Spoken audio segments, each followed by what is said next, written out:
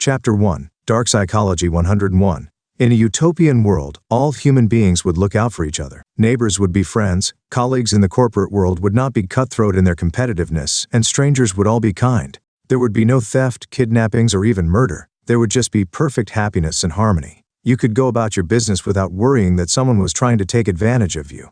You could leave your bank cards unattended because nobody would be trying to steal from you. Sleeping with your windows and doors open would be the norm. Identity theft would not exist. Jails would become obsolete, and women could walk in the dark without worrying about getting attacked. Unfortunately, this is not the kind of world we live in.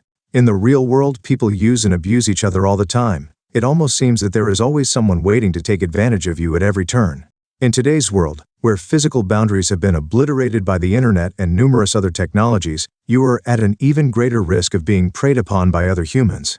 Not only are you being preyed on by the people you interact with in the physical world, but there is also the additional threat of virtual predators. Suffice to say, humans have become even more predatorial than wild animals. Most people would rather believe the best of everyone they meet until proven otherwise. Think about it. When you meet a new person, do you often think of them as a good person or a bad person? High chances are, you want to hope everyone has as kind a heart as you do, that they would never do anything to harm you or another. If you go through life believing that everyone is as good as you are, assuming that you are indeed a good person, you are at a very high risk of getting manipulated and taken advantage of. Let's back up a little. When a human being is born, they are born with some inherent qualities that are critical for their survival. For instance, a baby is born with the ability to cry in order to get their needs met by another person. This is because the baby indeed needs another person to cater to them because they are too little to get anything done on their own. As such, a baby will cry when it needs to be fed, cry when it needs to sleep, cry when it needs comfort, cry for just about anything. Nobody trained this baby to cry. It is a survival tool it came with straight from the womb. If the parents of this baby do not set particular boundaries as far as responding to the baby's requests, the baby learns that it can get just about anything by crying. This is how manipulation begins. That is not to mean that parents are solely responsible for the breeding of manipulators. While parents contribute to the development of manipulative behavior by virtue of genetics and the kind of nurturing, or lack thereof, provided to offspring, there are other factors at play. At the very core of our being, we are selfish beings. We want the best for ourselves first, and others later. For some people, there is a line as to what extent they are willing to go to get the best for themselves.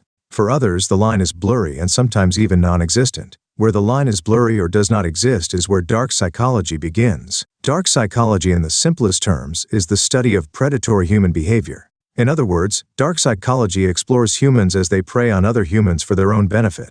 It dives into the much darker side of human consciousness where conscience, empathy, and selflessness are unheard of. Dark psychology seeks to understand why some humans do not seem to have any qualms about causing others harm as long as they stand to gain something from it. Dark psychology acknowledges that not everyone is a nice person, however inclined you may be to think so, and then tries to answer why that may be the case. Human predatory behavior is something that has been in existence since the beginning of time. Humans have always preyed upon each other. This is a constant fact. Only the methods of predation change. Typically, human beings utilize two main channels in their predation, intragroup and intergroup, which are internal and external channels respectively. Intragroup versus intergroup predation. In any group of people such as a society, community, county, or region, where there are shared similarities, there are typically superior and inferior parties. The superiority or inferiority is often determined by what the group of people defines to be the criteria for the same. For instance, it might be the economic power or the social class or so on. Often, you'll find that the superior parties prey on the inferior ones for their own advancement. When this happens, intragroup predation is at play. A group of corporations setting up industries in a residential area occupied by poorer residents is an example of intergroup predation. In this instance, the richer section of society has no reservations about harming another less fortunate section that is vulnerable and easy prey on. If a group considers itself to be superior to another group and preys on them externally, this is referred to as intergroup predation. That is predation between two or more different groups. This is essentially what happened during colonization, where European countries invaded other countries that they considered inferior and uncivilized, for their own benefit. In your everyday life, you may not consciously notice the predators in your midst. Human predators are highly skilled at blending in with the rest of the population. They look like normal people leading relatively normal lives. Whenever there is a murder or any other criminal incident in a community, you'll often hear a member of the community say of the perpetrator, "He was such a good man, well liked by everybody in town." We would never have suspected that he was capable of such an evil act. The truth of the matter is that the suspect was not really a good man. More often than not, he was just a bad man disguised as a good man. Of course, the terms bad and good do not do any justice in explaining the complex and often confusing elements that play a part in causing one to choose to become a predator. While the monsters in your life may not always be obvious, there are some simple ways to identify a predator. If you are observant of the people you relate with, you will have an easier time telling apart the good ones from the bad ones.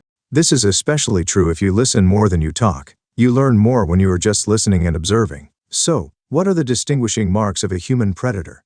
Identifying a human predator. Your favorite colleague at work might be someone that you really get along with, or someone who pretends to get along with you for their own benefit. How do you tell the difference? They are unbelievably charming. The most efficient predators are also extremely charming. They know how to do and say the right things so that they come across as appealing to others. They come off as highly likable based on their ability to get in anybody's good books by virtue of a few well-placed compliments and smiles. When you meet such a charmer, they will make you believe that you are the center of their universe. They will pay you attention, make you feel special, and pull all the stops to impress. For many charmers, this is a learned art form. They have had years of practice to perfect the Mr. Charming act. When two normal people with no hidden agendas meet, the interaction that occurs is natural, sometimes awkward, and often superficial. That is, there is likely to be a whole lot of small talk to fill the silences instead of deep, heartfelt conversations. The latter conversations happen after you have gotten to know each other a little better. Be cautious of anyone who tries to charmingly divulge any unnecessary information that paints them as this perfect human who is incapable of making a wrong move. Be careful of anyone who always has the perfect answer to all questions. Lastly, be wary of anyone who seems to float effortlessly through social interactions. This kind of person may be a well-meaning social butterfly, but there is also a chance that they are putting on a show that you will pay greatly for. Entitlement is the order of the day. Have you ever come across someone who behaves as if the world owes them something? This kind of person must have what they want at whatever cost. If they do not, they will throw a tantrum and make everyone pay for it. Human predators are often entitled people. This is the reason why they often have no problem getting what they want at whatever cost, even if it means hurting others. After all, the world is in their debt, and this debt must be repaid even if it means stepping on a few or many toes along the way. At the workplace, entitlement is played out in the form of a colleague who believes they deserve a promotion by virtue of any reason that they come up with. This kind of employee will go to great lengths to ensure that the boss gives them the promotion that they believe they have earned, even if they barely pull their weight at the office. They will try to make everyone else look bad and undeserving of the promotion. If they do not get their way and the promotion goes to someone else, they will consider that person their lifelong enemy. After all, how could that person take away their promotion? It will never occur to this entitled employee that they probably need to work harder to rise up the ranks. They love being in control. Most people love having some control in certain aspects of their lives. It is normal to want to be able to call the shots within reasonable bounds. The problem begins when a particular person feels that they need to call the shots in their lives and in other people's lives. Most manipulators are control freaks. Some of them have subtle ways of expressing this control, while others could not be bothered to make it less obvious. If you have a control freak in your life, you probably already know it. Control freaks are often hard to miss thanks to their ability to involve themselves in just about anything and everything. At the workplace, control freaks have a very hard time delegating to others, even when it is necessary. They want to run each and every show because they know the reward is theirs to reap. Another sign of a control freak is the inability to admit when they are wrong. Humans are prone to error, and it requires a certain level of grace to accept that you are on the wrong. This is a kind of grace that most control freaks lack. A reason why people who love to be in control find it hard to admit error is that they view it as an admission to being weak, which contradicts their idealized self-image that they are better than everybody else. If you ever find yourself engaged in an argument with a control freak, do not expect to win. In any battle involving a control freak, they always win. If they do not win, the winner becomes the newest enemy that must be defeated come what may. Control freaks also like to nitpick everybody and anybody, judging them according to the superior standards they have set for themselves. A control freak will have an opinion about anything under the sun, even when this opinion is uncalled for or even unsolicited. Their critique is harsh and often leaves others feeling worse. This is a way of gaining control for them. If you make someone feel inadequate and small, you have a better chance of getting them to comply with your demands, whatever these may be. As you may have guessed, control freak is not the official psychological term for such individuals. Rather, this is a term that is used in informal circles to describe anyone who has an obsessive desire to get others to comply or to have control over others. While this unnatural need for control is motivated by the need for manipulative power over others, there are several root causes for this kind of behavior. Control freaks often have personality disorders that cause them to behave as they do. A personality disorder is defined as a pattern of behavior that deviates from what is considered normal behavior. For this sort of behavior to be classified as a personality disorder, and not just a teenager having a bad day, it has to show up consistently, to the extent where it becomes deep-set in the individual's life and daily choices. Everyone has their bad days from time to time when they make questionable decisions. An individual with a personality disorder has a bad day every day. Often, personality disorders are diagnosed by adolescents. In some people, it might take longer for a diagnosis to be arrived at. There are 3 personality disorders that are likely to result in a person becoming obsessed with having control over others. These include antisocial personality disorder, histrionic personality disorder, and narcissistic personality disorder. Individuals with antisocial personality disorders often have an exaggerated sense of self-worth and very little empathy, if at all, for others. As such, they are often predisposed to controlling others without feeling any sort of mercy or sympathy. Sufferers of histrionic personality disorder, on the other hand, love attention. They will go to any lengths to gain attention from others. They must be in full control of the show, even if it means lying about everything in their life to get this kind of attention. Getting attention is the means to, and the outcome of the control they have over others. In short, attention is a song they can dance to forever. Narcissists love control because they believe they are better than anyone else, and that they are entitled to this control. There is simply no getting your way with a narcissist. If you are involved with a narcissist, be it at work or in a personal relationship, the only answer you will ever be allowed to utter is yes. Narcissists thrive on control because it feeds their unending desire to be the biggest deal in every room that they are in. Their emotions are not authentic. Have you ever come across someone who seemed very kind and generous, but your instincts told you not to trust them? It's probably because your sixth sense could detect that all that kindness and generosity was not authentic. While it is possible for the heart and mind to be fooled, the sixth sense is almost always able to pick out the lies from the truth. Human predators know that there are certain emotions and behaviors that are beneficial in relationships. They know that kinder people are well liked, and generosity is taken to mean that a person is good at heart. Predators will not care much for kindness but will go to great lengths to paint the required picture of perfection. They will show up to community gatherings with home-baked cookies. At charity events, they will have the biggest check. They will always have the brightest and warmest smiles. On the surface, they will be the picture of neighborly friendliness and hospitality. That is why they always catch people unaware when they decide to unveil their other side, the one that is not as kind and not as generous. When dealing with someone who goes to great lengths to prove that they are a really nice person, take with you a pinch of salt. Pay attention to what your gut says about this person. Your ears and eyes may deceive you, but that inner voice of reason will always have your back. They like to be the victims. One of the best ways to deflect attention from your wrongdoings is to turn the spotlight onto another person's wrongdoings. Human predators have mastered the art of playing the victim. It allows them enough time to victimize another person while everyone else is distracted. A person that plays the victim will never apologize for anything they do. If they are late, it is because someone else sent the wrong meeting invitation. If they cheated, it is because their partner did not pay them enough attention. If they hit another person, it is because that person made them so mad that it drove them to violence. It is always one story or another. The truth of the matter is that the predator is never the victim. They are often incapable of being the victim. After all, they have orchestrated their lives and those of others to suit their own interest.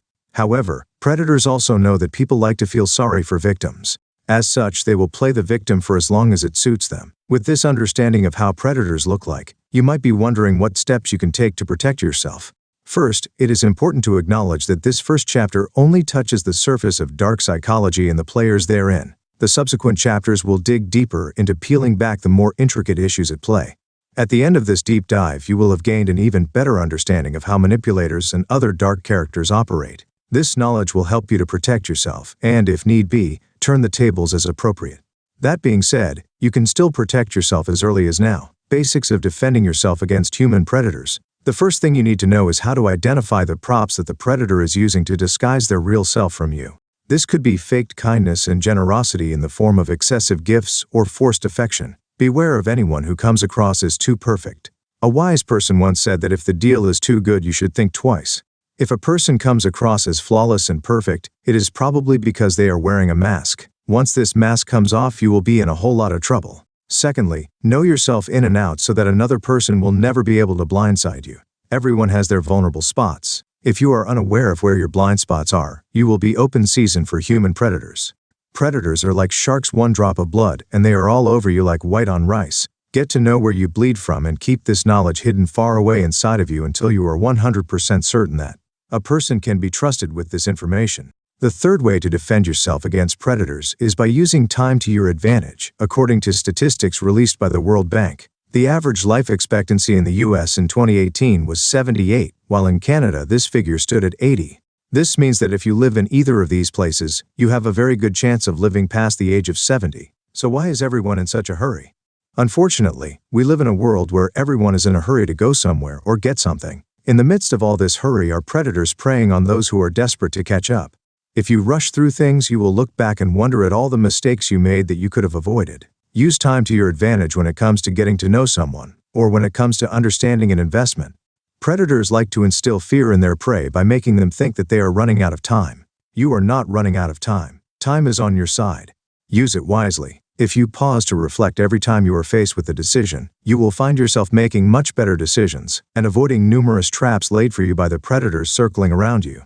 Chapter 2. A deep dive into the dark triad. In the field of psychology, there is a phenomenon referred to as the dark triad. The dark triad is a set of 3 personality traits, namely narcissism, Machiavellianism, and psychopathy.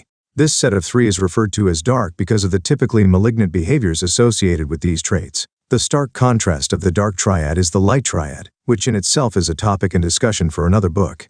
While the 3 traits represented on the dark triad are distinct on their own studies, it is shown that in reality they often overlap. What this means is that a person who scores highly on the dark triad test will likely have all of these traits present with blurred boundaries. For instance, it might be difficult to tell where narcissism stops and psychopathy starts. Discussions about the concept of the dark triad were initially started in 1998 by 3 psychology experts, names to be included, who argued that narcissism, Machiavellianism, and psychopathy occurred in an overlapping manner in normal samples. Later on in 2002, 2 psychologists by the names of Polhus and Williams would coin a name for this concept, the dark triad. In trying to understand the personalities of the dark triad, discussions and debates have often ensued regarding the role played by nature and nature. To put it simply, behavioral scientists, psychologists, and researchers have been keen to understand whether dark triad persons are born or bred. Are we born evil and manipulative, or do we become so as a result of the things we are exposed to as we grow up? According to numerous researches conducted, it has been noted that the dark triad has a significant genetic component to it. That is, some people are born with a predisposition to the dark triad traits. However, narcissism and psychopathy rank higher than Machiavellianism as far as heritability is concerned. That is, a psychopath parent is more likely to transfer the trait to their offspring when compared to a parent who ranks highly on the Machiavellianism scale. In news that may not be very pleasant to anyone who is employed, the dark triadic traits have been shown to be well represented in upper-level management. During the unpacking of the components of the dark triad in the sections below, it will become apparent why this representation may be so. After all, very few CEOs, if any, got to where they are by playing nice. Unpacking the dark triad. Narcissism. In Greek mythology, a story is told of a young man called Narcissus. Narcissus was a hunter who was well known for his striking good looks. Despite the adoration he received from his admirers, Narcissus did not have the time of day for them, and even pushed some to take their own lives in order to prove their love. While there are different versions of Narcissus's story, all of them point to him being incredibly self-absorbed, which ultimately ended in him dying a death that was a punishment for his selfish way. Thanks to this young man's story, the term narcissism was first coined by Sigmund Freud. Freud, in his famous 1914 essay aptly titled On Narcissism. In the simplest terms, narcissism is the excessive and obsessive self-admiration that a person has towards themselves and their physical appearance. A narcissist is often easy to spot because their actions and beliefs easily give them away. Wondering whether you have a narcissist in your life? Here's what to look out for. Narcissists like to feel superior and are often entitled. Normal, healthy relationships involve a reasonable amount of give and take, be they work, personal, or business relationships. Narcissists do not subscribe to this logic. They like to do all the taking while someone else does all the giving. They feel that they are owed the things that they demand, even when this is not the case. Narcissists are unrelenting in their pursuit to be always right and always at the center of attention. At the workplace, a narcissist will never take responsibility for anything that goes wrong in a team. Whenever an issue arises, the narcissist will deflect blame from themselves and place it on another party. After all, they believe themselves to be superior and incapable of wrongdoing. If you are dating a narcissist, they will try and make it all about themselves. You must eat where they want, do the things they want, and place your life on hold to make them happy. They will have no problem doing all these things that normal people would frown upon because in their minds they are actually doing you a favor by dating you.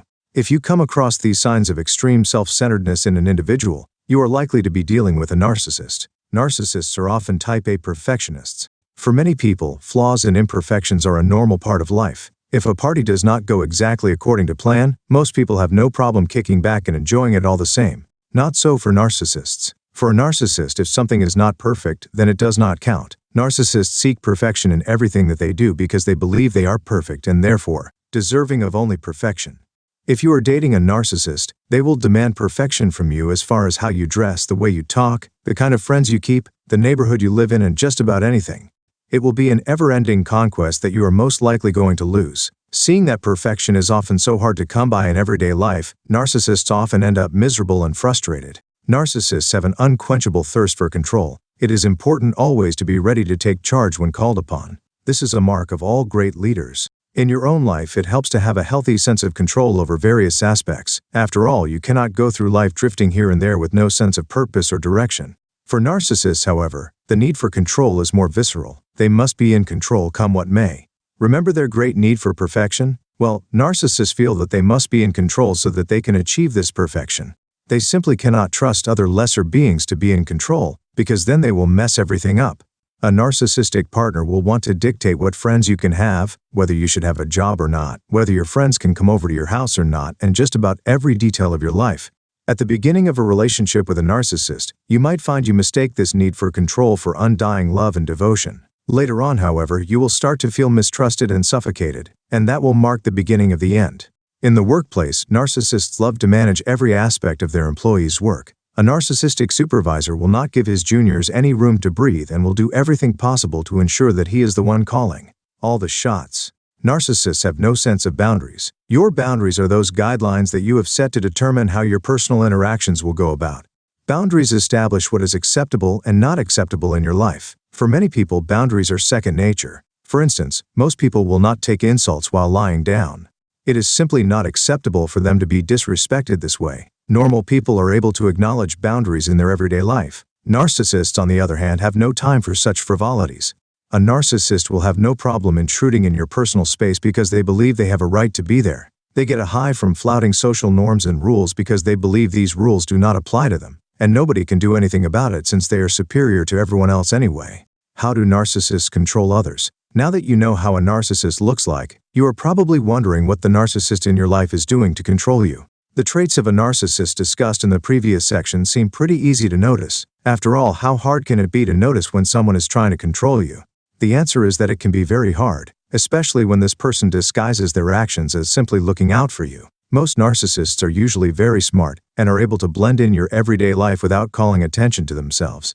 They may also be very talented and creative, and this will usually be the charm that draws you to them. When you are out there looking for a monster in the form of a narcissist, you might not be looking for that talented and super creative friend who always has a solution for everything. And yet, she might be the one narcissist in your life who is only concerned about winning regardless of who gets hurt along the way. Besides making use of their aforementioned traits to the best of their abilities, narcissists are also very keen liars. In a bid to be the star of every show, narcissists easily master the skill of deceit in its various forms. Deception is the narcissist's way of throwing you off reality so that they remain in control.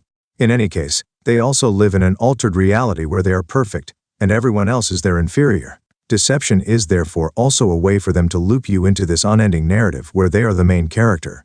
Unpacking the dark triad, Machiavellianism. Niccolò Machiavelli, often referred to as the father of modern political science, was an Italian of the Renaissance period who wore many hats. Machiavelli was a politician, historian, humanist, poet, author, and diplomat, among others. In 1513, Machiavelli wrote his most famous book, The Prince. In this book, Machiavelli described and endorsed the use of unscrupulous means to gain and maintain political power. From this work and his endorsements arose the term Machiavellianism, which was used to refer to the type of political leaders and tactics that Machiavelli described in his book. This term was later borrowed by psychology experts to describe a personality trait that is characterized by lack of emotion and a desire to achieve at the expense of others, be it through deceit, manipulation, or flouting of common rules of decency and morality. In the simplest terms, a person who exhibits Machiavellianism is willing to do just about anything if means winning. Machiavelli is the reason why the phrase "the end justifies the means" exists. Since the adoption of the term Machiavellianism in psychology, much research has been undertaken to determine exactly what drives the individuals who score highly on the Machiavellianism test, otherwise known as high Machs. It has been found that high Machs tend to value power, money, and competition above everything else. High Machs place very low premium on things like community building, family, and even love. The reverse is true for those who score low on the Machiavellianism scale, otherwise known as low Machs. Characteristics of high Machs. High Machs are all around us. You probably know one or even work for one in your current workplace. High Machs are driven and often successful. They have worked hard and smart to be where they are, often stepping on others' toes unapologetically. If you know someone who is highly successful and seems to be feared by everyone around them, then you are likely dealing with a high Mach. So, what exactly distinguishes a person that scores highly on the Machiavellianism scale? High Machs hate structure. Structure comes with rules, and high Machs hate rules. Ergo, high Machs hate structure as well. High Machs would rather be left alone to make their own rules as they go by. They abhor having to do something simply because someone else said so. Rules do not make sense to them, and the structure is imprisoning. High Machs, therefore, thrive in environments where they are boundless and free to be as creative as they want.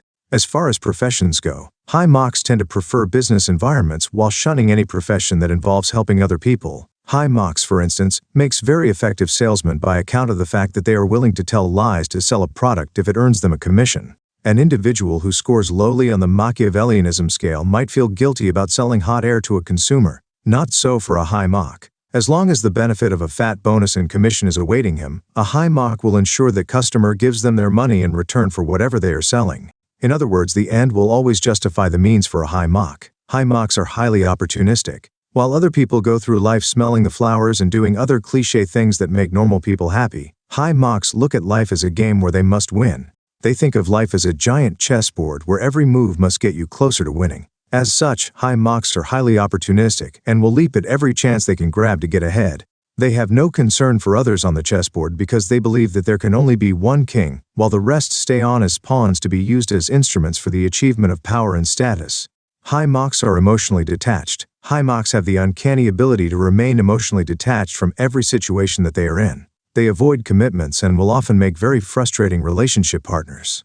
For high Machs, emotions and feelings are just distractions that will keep them from achieving their goals. If you are married to a high Mach, you might find yourself very lonely when all family time is replaced with work commitments. To the high Mach, work must be done so that power and money are achieved. It does not matter to them that they are neglecting their family. They simply must do what needs to be done. This, however, does not mean that every workaholic is a high Mach. However, more often than not, this is usually the case. Because of their ability to detach their emotions from situations, high Machs are also prone to having numerous sexual encounters, often with people they are not well acquainted with. There are two reasons for this. Oscar Wilde once said this: "Everything in human life really is about sex, except sex. Sex is about power." Nobody relates to this better than a high Mach who has convinced yet another conquest to join him in bed. The second reason for the numerous sexual partners is the ability for emotional detachment, which allows a high Mach to jump from person to person without feeling any sort of commitment to anyone. High Machs lack empathy. Empathy is defined as the ability to share the feelings of another. Seeing that high Machs are not emotionally attuned to people or situations, it goes without saying that they are not exactly in the best position to be empathetic. This lack of empathy also works to their benefit in that they can easily harm others to get ahead without blinking. After all, if you are incapable of feeling someone's pain, you really have no problem causing them the pain in the first place. High Machs make good teammates but not good friends. When you are competing in a sport or in a debate, you want to get the teammate who will help you win the top prize. Because of their competitiveness and willingness to use any means to get ahead, high Machs make very good teammates in competitive scenarios. The same cannot be said for personal relationships. While many people will rush to team up with a high Mach, not too many will be willing to date them or be best friends with them. This is simply because they do not make very good friends. A high Mach will throw you under the bus at the drop of a hat even if you have been friends for years. Then again, high Machs do not really make friends, they simply collect pawns and instruments for later use. High Machs are often mysterious. Since they believe they are playing a game, high Machs rarely put their hearts on their sleeves. They are hard to figure out and will often come across as aloof. Most people often have no problem mingling with others and sharing bits of information about themselves. A high Mach will find this frivolous and unnecessary. Thanks to their emotional detachment, they have a hard time bonding and sharing with others. Also, since they believe that life is a game to be played and won, They are fearful of divulging any information that may cause them to lose. As such, they would rather hold people at a distance than let them in. High mocks also prefer to be feared than loved, and hence do not have much time for hand-holding and other niceties reserved for friendships. Unpacking the dark triad. Psychopathy. Psychopathy is a personality trait that is characterized mainly by a lack of sensitivity towards others. Psychopaths hardly experience any empathy for others and will rarely feel any remorse even when they have hurt other people. There are numerous views in regard to psychopathy, but most of them seem to agree on the three main characteristics that distinguish a psychopath from any other normal person. These three characteristics include boldness, lack of inhibition, and meanness than any other person would find unbecoming. Psychopaths are bold and fearless and are not afraid of venturing into unfamiliar territory even when there is potential danger awaiting them. While other people are typically stressed by such situations, psychopaths will go about these circumstances as if they are carrying out their everyday tasks. Psychopaths will often have high self-confidence and social assertiveness that enable them to go interact with people without any of the shyness or anxiety that others might have. Often, when a gruesome crime is committed, you might hear of the details of the crime and shudder while thinking to yourself, how could a person live with himself after doing that? For a psychopath, it is business as usual to murder someone and then grabs a sunny side up at their favorite cafe. This is not to mean that all psychopaths have murdered someone. Some psychopaths have rendered their lack of remorse and sensitivity to other crimes and transgressions instead. Psychopaths exhibit poor impulse control in that they are unable to control their urges. When a normal person gets an urge of whatever kind, they are often able to put it under control and talk themselves out of that state. For example, if you are dealing with an annoying colleague who will just not shut up about their upcoming bridal shower, you will likely be able to fight the urge to punch them in their face. A psychopath, on the other hand, will often be overcome by impulse and react without thinking twice about what the cost of their decision will be. In simple terms, psychopaths are prone to snapping. Often when they snap, somebody gets hurt. Common decency calls for a certain level of civility and kindness when dealing with others. This is not something that psychopaths care about. While the rest of the population worries about caring and kindness, a psychopath will have no problem being the meanest person in the room. They might be subtle or direct about it depending on the circumstances at hand. Besides these three main areas of commonality in their personalities, psychopaths also tend to have other distinguishing characteristics. They are risk takers. This is related to their boldness and lack of fear. While everyone else fears about their safety, psychopaths do not spend 2 seconds worrying about safety theirs or anybody else's. This trait is an advantage if it is used for good purposes. On the flip side, taking huge risks can be costly, especially if the burden of the risk is borne by somebody else. It is no surprise, therefore, that psychopaths who have been nurtured in stable environments go on to become successful businessmen and politicians. After all, they are genetically predisposed to take all the big risks that will get them ahead in business and politics. They are extremely charming. A psychopath will put on their best suit, wear their best smile on their face and tell you everything that you need to hear, and you'll never be able to guess that you heard it from a psychopath. Even though psychopaths are not able to feel or experience things the same way as everyone else, they are intelligent enough to know that people expect certain things to go a particular way. So, while your date may not really be falling in love with you after one dinner, they know that they are supposed to act as if they are. Psychopaths are great students of life in that they are able to mimic normal behavior, thus allowing themselves to go undetected for the longest time. Do not fall for the charm of a psychopath. It is fickle and comes at a high price. They often lack long-term goals. There is nothing thrilling about long-term goals, at least as far as the psychopath is concerned. Psychopaths live for the adrenaline rush of the moment and not the 10-year wait for a goal to materialize. The perennial bad boy who refuses to grow up and will not commit to a meaningful relationship could very well be a psychopath who simply cannot overcome his inherited genes. The Dark Triad Test. The Dark Triad Test is a measure of how one scores as far as the three personality traits of narcissism, Machiavellianism, and psychopathy. The test is often used in various settings and particularly in courts of law and by the police. Corporations also use the Dark Triad Test to gauge their employees. The main reason why the Dark Triad Test is applied is to determine an individual's personality traits and possibly predict their behavior for purposes of preventing unsavory habits. It has been noted that people who score highly on the Dark Triad Test are more likely to cause trouble and social distress, be it in the workplace or even in their places of residence. At the same time, these individuals are also likely to have an easy time attaining leadership positions and gaining sexual partners. The Dark Triad Test requires you to answer a set of questions on various topics, including how you feel about yourself and others, whether you keep track of information that you could use to hurt others, and your general perspectives about life, death, and social interactions, among others. When self-administered, the dark triad test can be a fun way to gauge how you score on the dark triad test. When administered by courts of law and the police, the dark triad test may not be very accurate, as the respondent may intentionally alter their answers so that they can look better than they actually are. This is a key limitation of the dark triad test. If you are interested in taking the dark triad test, there are several sites online where you can complete a test in a matter of minutes. Be careful about taking the results of the test too personally. Sometimes the answers you give are based on the kind of day that you are having and not on the kind of person that you are. In any case, if you consider yourself a decent human being who always treats others with respect and has never and would never harm others, then you should not worry too much about what a test says about you. On the other hand, if you always seem to run into conflicts and arguments and have to constantly talk yourself out of harming others, then a high score on the dark triad test might be the explanation you have been waiting for all along. Dealing with dark triad personalities. They may not have taken the test and brought you the results, but you probably know a few dark triad personalities in your life.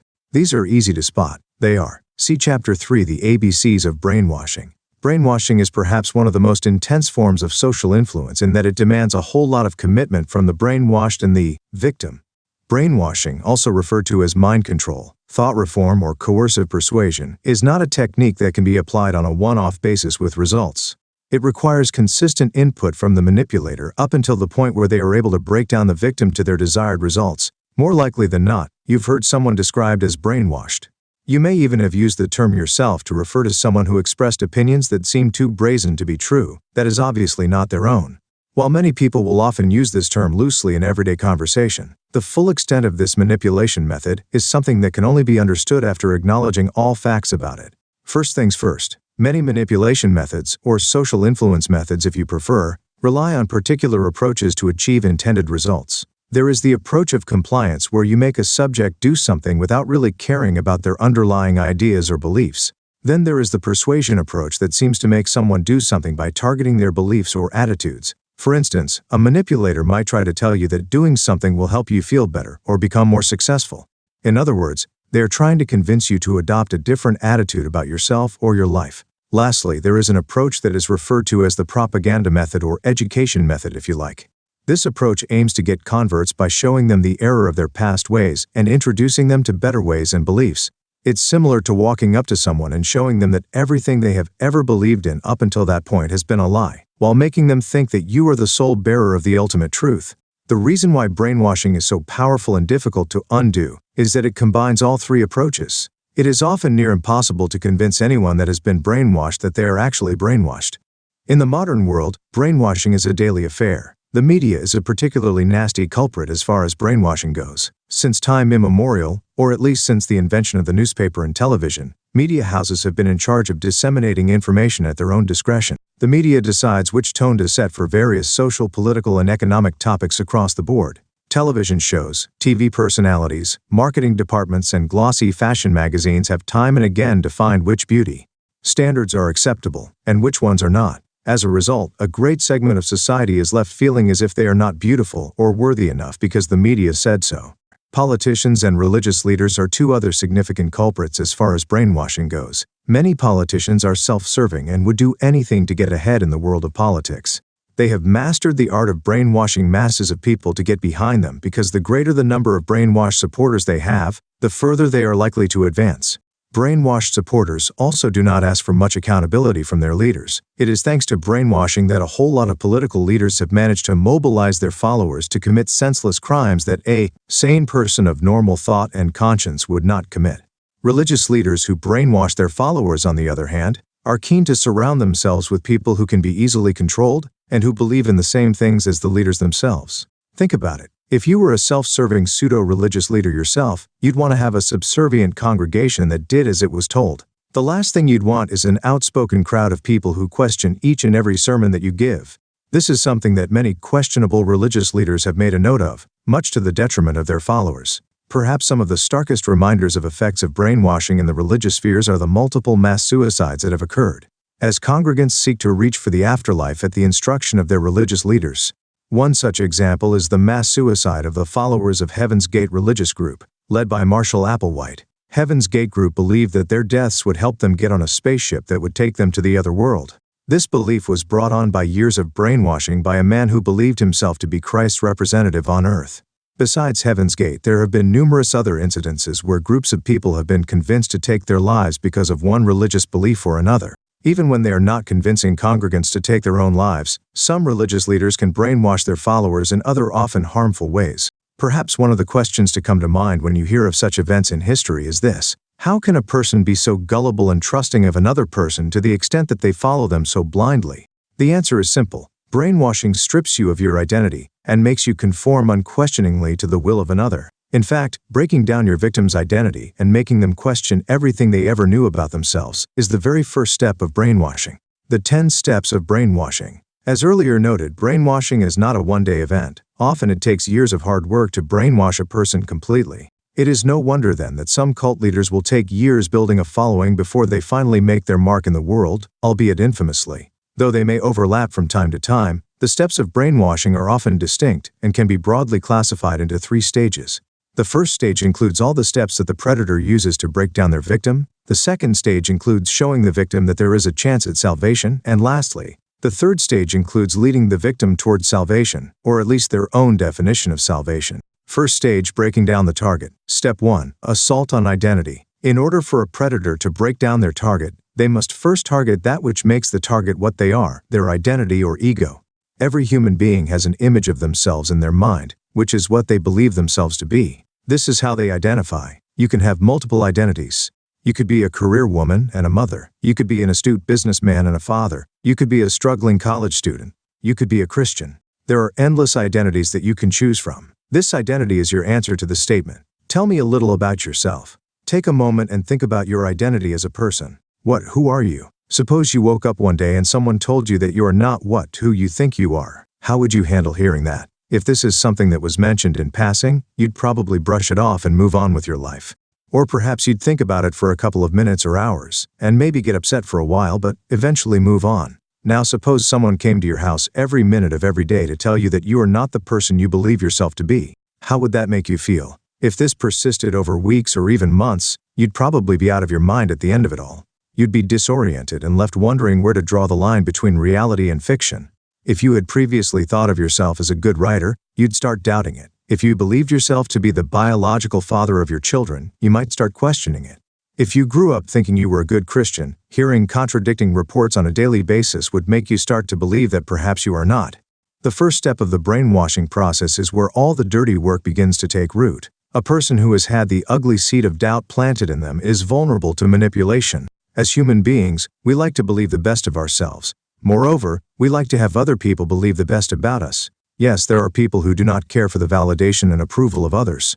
This is admirable and should be something we all work towards. But at the end of the day, the person who goes to bed believing they are the worst of the worst, thanks to other people's feedback, sleeps more restlessly. Of course, having high self-esteem and a solid sense of self protects you from the predators looking to prey on you. But that is a topic for another chapter. The outcome of the first step of brainwashing is a full-blown identity crisis that the predator can prey on for the purposes of the second step. Step 2. Guilt tripping. Guilt may be a useless emotion, as it has been called, but it is also a very powerful emotion. Guilt can make you promise things that are out of your scope as a person. Guilt will have you staying up at night wondering why you are such a horrible human being when in fact you are not. The power of guilt is constantly being harnessed by the human predators around us.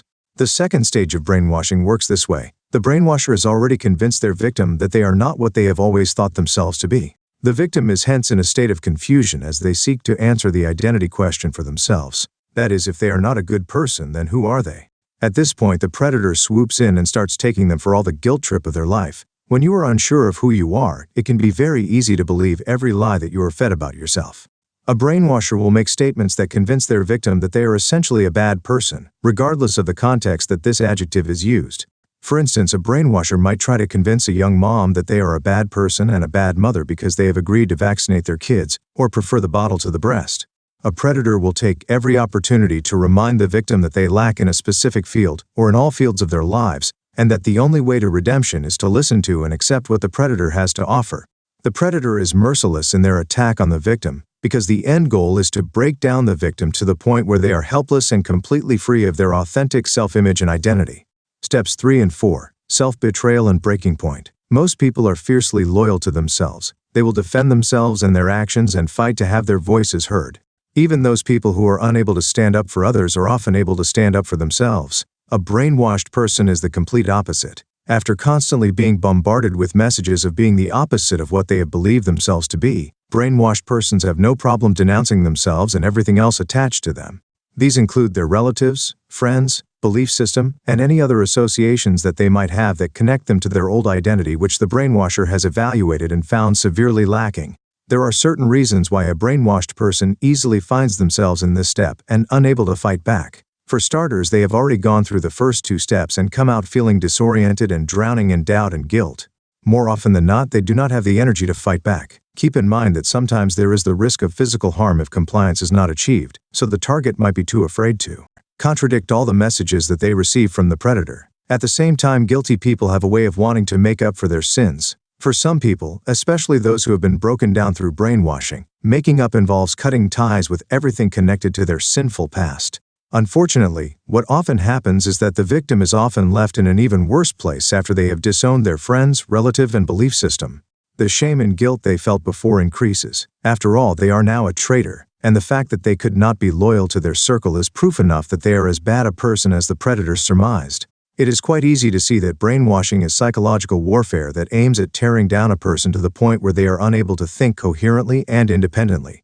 It is all-consuming and exhausting, and victims often have a really difficult time extricating themselves from the jaws of their predators, especially if they make it through the other stages of the brainwashing process. Second stage, dangling the carrot of salvation. Step 5, the olive branch. After the first 3 steps of brainwashing described above, a brainwashing victim is often feeling so terrible about themselves that they are looking to redeem themselves at whatever cost. The victim is often in a poor mental state and suffering from a low self-image. They have lost their former sense of identity and will clutch at any straws that are offered for the sake of feeling something again. It is likely that a target will undergo a nervous breakdown at this point, and this becomes the predator's cue to swoop in and offer salvation. After breaking down their target for a sustained period of time, the manipulator will often extend an olive branch, so that the target can fall into the trap of believing that there is some light at the end of the tunnel.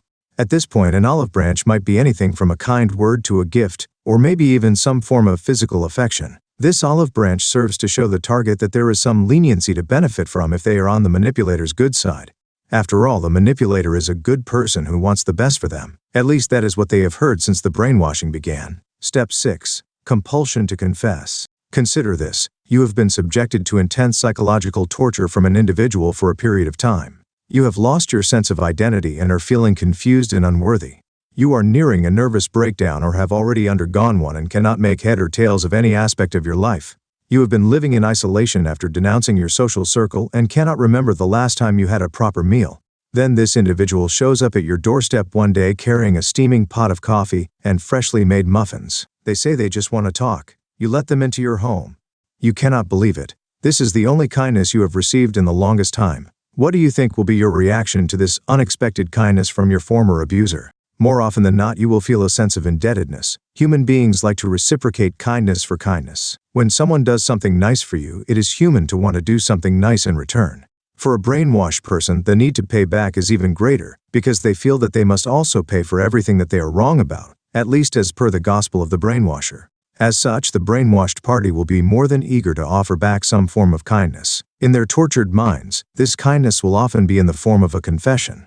Typically, the predator will offer the option of a confession as a way of getting paid back. Step 7. Guilt channeling. After weeks and months of being told that they are wrong about everything, a brainwashed victim is often riddled with so much overwhelming guilt that they really have no room for any other emotion. The target has been bombarded with so much psychological torture from the predator that they are not even sure what they feel most guilty about. The victim just knows that they are guilty of something. In this confusion, the manipulator swoops in and convinces them that the guilt is because of all the wrong things that they have previously believed in. In other words, the predator channels the guilt to the belief system. The victim now starts to associate the guilt and the burden of dealing with the guilt with their belief system. The predator is, in essence, making their victim learn to associate all the bad feelings with their past, while at the same time making them believe that there is the chance of being redeemed and feeling better if they choose alternative beliefs. Step 8. Release of guilt. At this point, the victim is feeling a little bit relieved to realize that he is not inherently wrong, rather, it is his beliefs that are wrong. By dissociating himself with his beliefs, he can be right again. He releases his guilt by giving up everything and anything that is tied to his wrong beliefs, including those closest to him. He confesses the errors of his past ways and is ready to take up the new belief system that is offered by the brainwasher. Third stage, the rebuilding of the brainwashed self. Step 9. Progress and harmony. At this point in the brainwashing process, the target is eager to redeem themselves and look good in the eyes of the brainwashed. As such, they will begin to rebuild a new identity that is based on the belief system offered by the manipulator. After going through the suffering and torture of the earlier stages of brainwashing, the victim is convinced that their old belief system will only bring them pain and guilt. They are happy to be rid of the old self and replace it with a new self, which is their safe haven from all their past and present suffering. Step 10. Final confession and rebirth. After accepting the new belief system, the victim often feels a sense of relief to be done with their past and all associated suffering. They will cling on to their new identity like the proverbial last raft on a sinking ship because this is the only peace they have known in a long time. At this point, the brainwasher has successfully managed to gain a convert and might even hold a ceremony to welcome the new convert into the sacred inner circle. It is common for most victims to be completely isolated from their families at this point. They will have gotten it in their minds that they are now different people who must not associate with the bad things of their past. It is typically near impossible to convince a brainwashed relative who has gone through these 10 steps that they have been brainwashed. The damage that has been done at this point is so immense that a do-over is an uphill climb. Professional help may be sought to save a loved one who is brainwashed, but it is never a guarantee of success. A simple way to describe how the brainwashing process works are as shown in the table below. Steps of brainwashing. Message to the target intended outcome. Step 1, Step 2, Step 3, Step 4, Step 5, Step 6, Step 7, Step 8, Step 9, Step 10. You are not who you say you are. You are a bad person. You need to agree with me that you are bad. You are completely unaware of what you are. I can save you. You can save yourself. This is why you are suffering. It's not you, it's what you believe in. If you want to feel better and be better, choose well. You are now good. Self-doubt, guilt, intimidation and guilt. Confusion, disorientation, loyalty to brainwasher, compliance, blaming the belief system, exoneration, indoctrination, acceptance and relief, and Fig 1, table illustrating the 10 steps involved of brainwashing. Source, Robert J. Lifton. The 10 steps of brainwashing are credited to Robert J. Lifton, an American psychiatrist and pioneer of thought reform studies. Lifton interviewed prisoners of war and wrote about the psychological effects of the experiences they had undergone. What makes a person susceptible to brainwashing? What makes one person more vulnerable to brainwashing than the next person? Have you ever wondered why some people seem to be recruited into radical cults more easily than others? There are reasons for this. There are some people who through one reason or another have a weak sense of identity. A person is not born with an identity. Self-identity is something that develops over time as a baby grows through childhood and into adulthood. Self-identity is molded by the associations that a person has, the things they do, and even the choices they make. If a person is unable to define who they are convincingly, they are at a greater risk of falling prey to brainwashing. This is because they do not have an identity to protect themselves in the first place. A strong, solid sense of identity makes it harder for a brainwasher to tear you down. For instance, if you strongly believe that you are a strong, confident, capable and caring person who is a believer and a good sister and mother, it is almost impossible for someone else to convince you otherwise. But a struggling teenager who thinks of himself as a loser will easily believe the misinformation that the brainwasher feeds him. After all, he already has an extremely poor perception of himself and is most likely looking for a way out of his self-imposed psychological jail. Another factor that makes an individual more susceptible to brainwashing is the absence of a support system. You can never overrate the significant role played by a community of supportive friends and family who rally around you in times of trouble. Unfortunately for some people, this support system is absent. In the absence of a strong circle of people looking out for you, a predator may swoop in and give you the community that you so crave for. Brainwashers understand the importance of a support system. This is why they will go to great lengths to isolate their prey from the people who care about them. It is indeed true that there is strength in numbers, and this sort of strength is exactly what a brainwashing agent does not want their target to have. Some people do not seem to have the skills that are required to go through life successfully. As a child, you are wholly dependent on your parents or guardians to keep you alive, at least to the best extent of their ability. As you grow older, you are required to venture out on your own and make the best of your life to the best of your ability. Certain skills come in handy when you are on this journey to self-actualization. These skills include knowing how to handle decision-making, how to make money so that you can pay your way through the basic needs at least, proper care of your body, maintaining a positive attitude, and even building a good, beneficial relationships. Some people, sometimes through no fault of their own, making it to adulthood without the necessary survival skills, When this happens, they look to others for survival. A person who does not know their way through life will follow the first person who seems to know the way.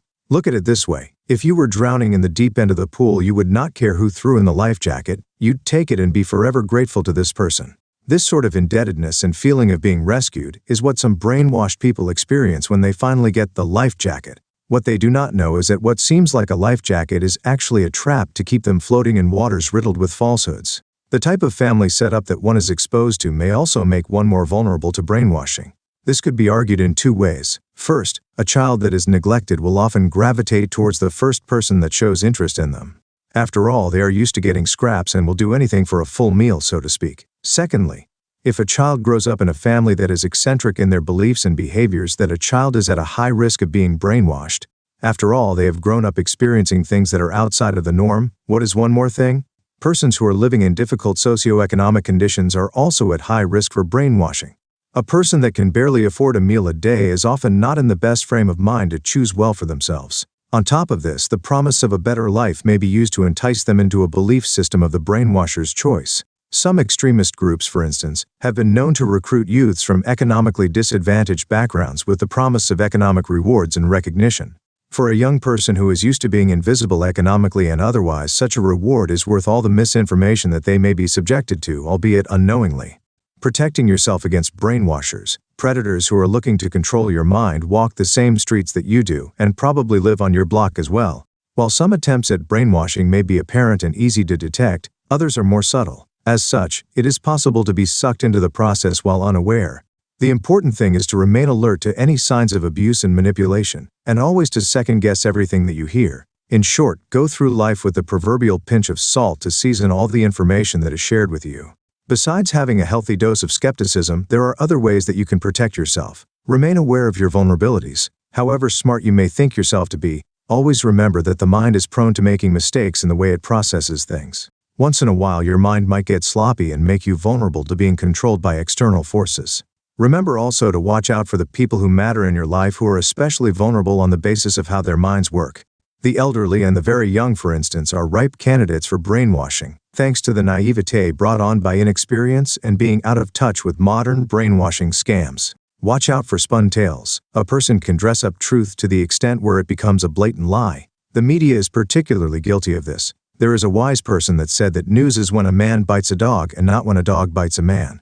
In a bid to show that the man bit the dog, news outlets are always looking to sensationalize what they report. A media company might carry out a quick poll of 10 men living in Indiana and then report it as a survey of American men in the Midwest. Hardly a representative sample, but it packs a greater punch this way. Always be aware of the element of exaggeration and, whenever possible, ask for sources to be cited for every claim that you come across in the media. Don't believe the hype. Have you ever noticed that the things that receive the most hype are often overrated? Many marketing gurus have mastered the art of passing off their products and services as the best in the market when in fact they are not.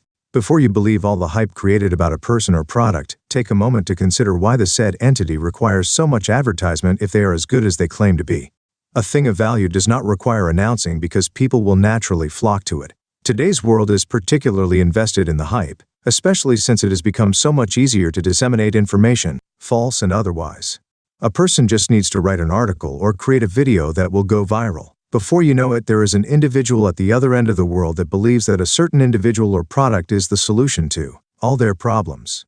Be wary of groupthink. In the simplest terms, groupthink is the uncanny ability of otherwise intelligent people to make stupid decisions just for the sake of consensus.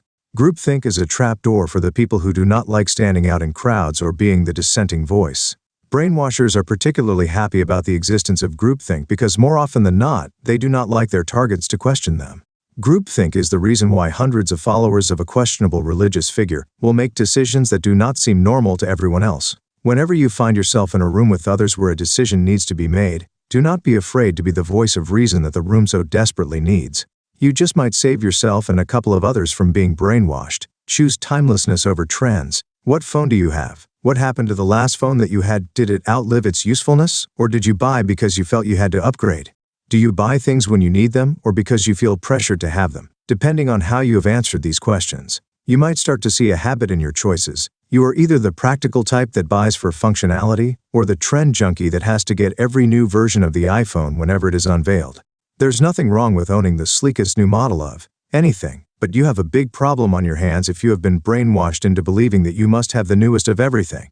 You can protect yourself from further descent down the slope by always choosing timelessness over trends. More often than not, most upgrades are not even upgrades. A manufacturer might claim that something is new and improved, when in fact they only just changed the packaging. Such a manufacturer is only preying on your desire for shiny new objects. You cannot blame the manufacturer. That's how they stay in business. You can only make sure that you do not fall for their tricks. Pay attention to your gut feeling. Whether you prefer to call it intuition or a hunch, your gut feeling is something that you should acknowledge as you go about your daily life. Many people have saved themselves a whole lot of trouble and pain by listening to that nagging inner voice that so many love to ignore. Your unconscious mind can quickly pick up danger before your conscious mind does. If someone is selling you an idea that does not feel right, listen to your gut feeling. Your unconscious mind has already picked up signals that do not sit right and is sending you red flags for your own preservation. Chapter 4. The Truth About Hypnosis. What is the first thing that comes to mind when you hear of the term hypnosis? For many people, the answer is this: a Hollywood film with a terribly executed scene complete with a hypnotist and his mythical swinging watch. Across the hypnotist is the poor individual that is about to be sent to some place in their mind that they have yet to visit in over 20 years. The truth is that in the real world, hypnosis is less dramatic. In the simplest terms, hypnosis is a form of manipulation that involves reducing a person's awareness of their external surroundings and heightening their inward attention. When an individual is under hypnosis, they respond to suggestions more favorably because their critical thinking is impaired. This is why the movies will show a subject responding unquestioningly to commands from a hypnotist. There is some science behind hypnosis, and it involves understanding how the human mind works. The human brain is structured in such a way that there is the conscious mind that controls critical thinking and the subconscious mind where memories are stored. The critical mind is what tells you that crossing a busy road without looking is dangerous and stupid, while the subconscious mind is likely to tell you that losing weight is difficult because the memories of the last time you unsuccessfully tried losing weight are stored therein.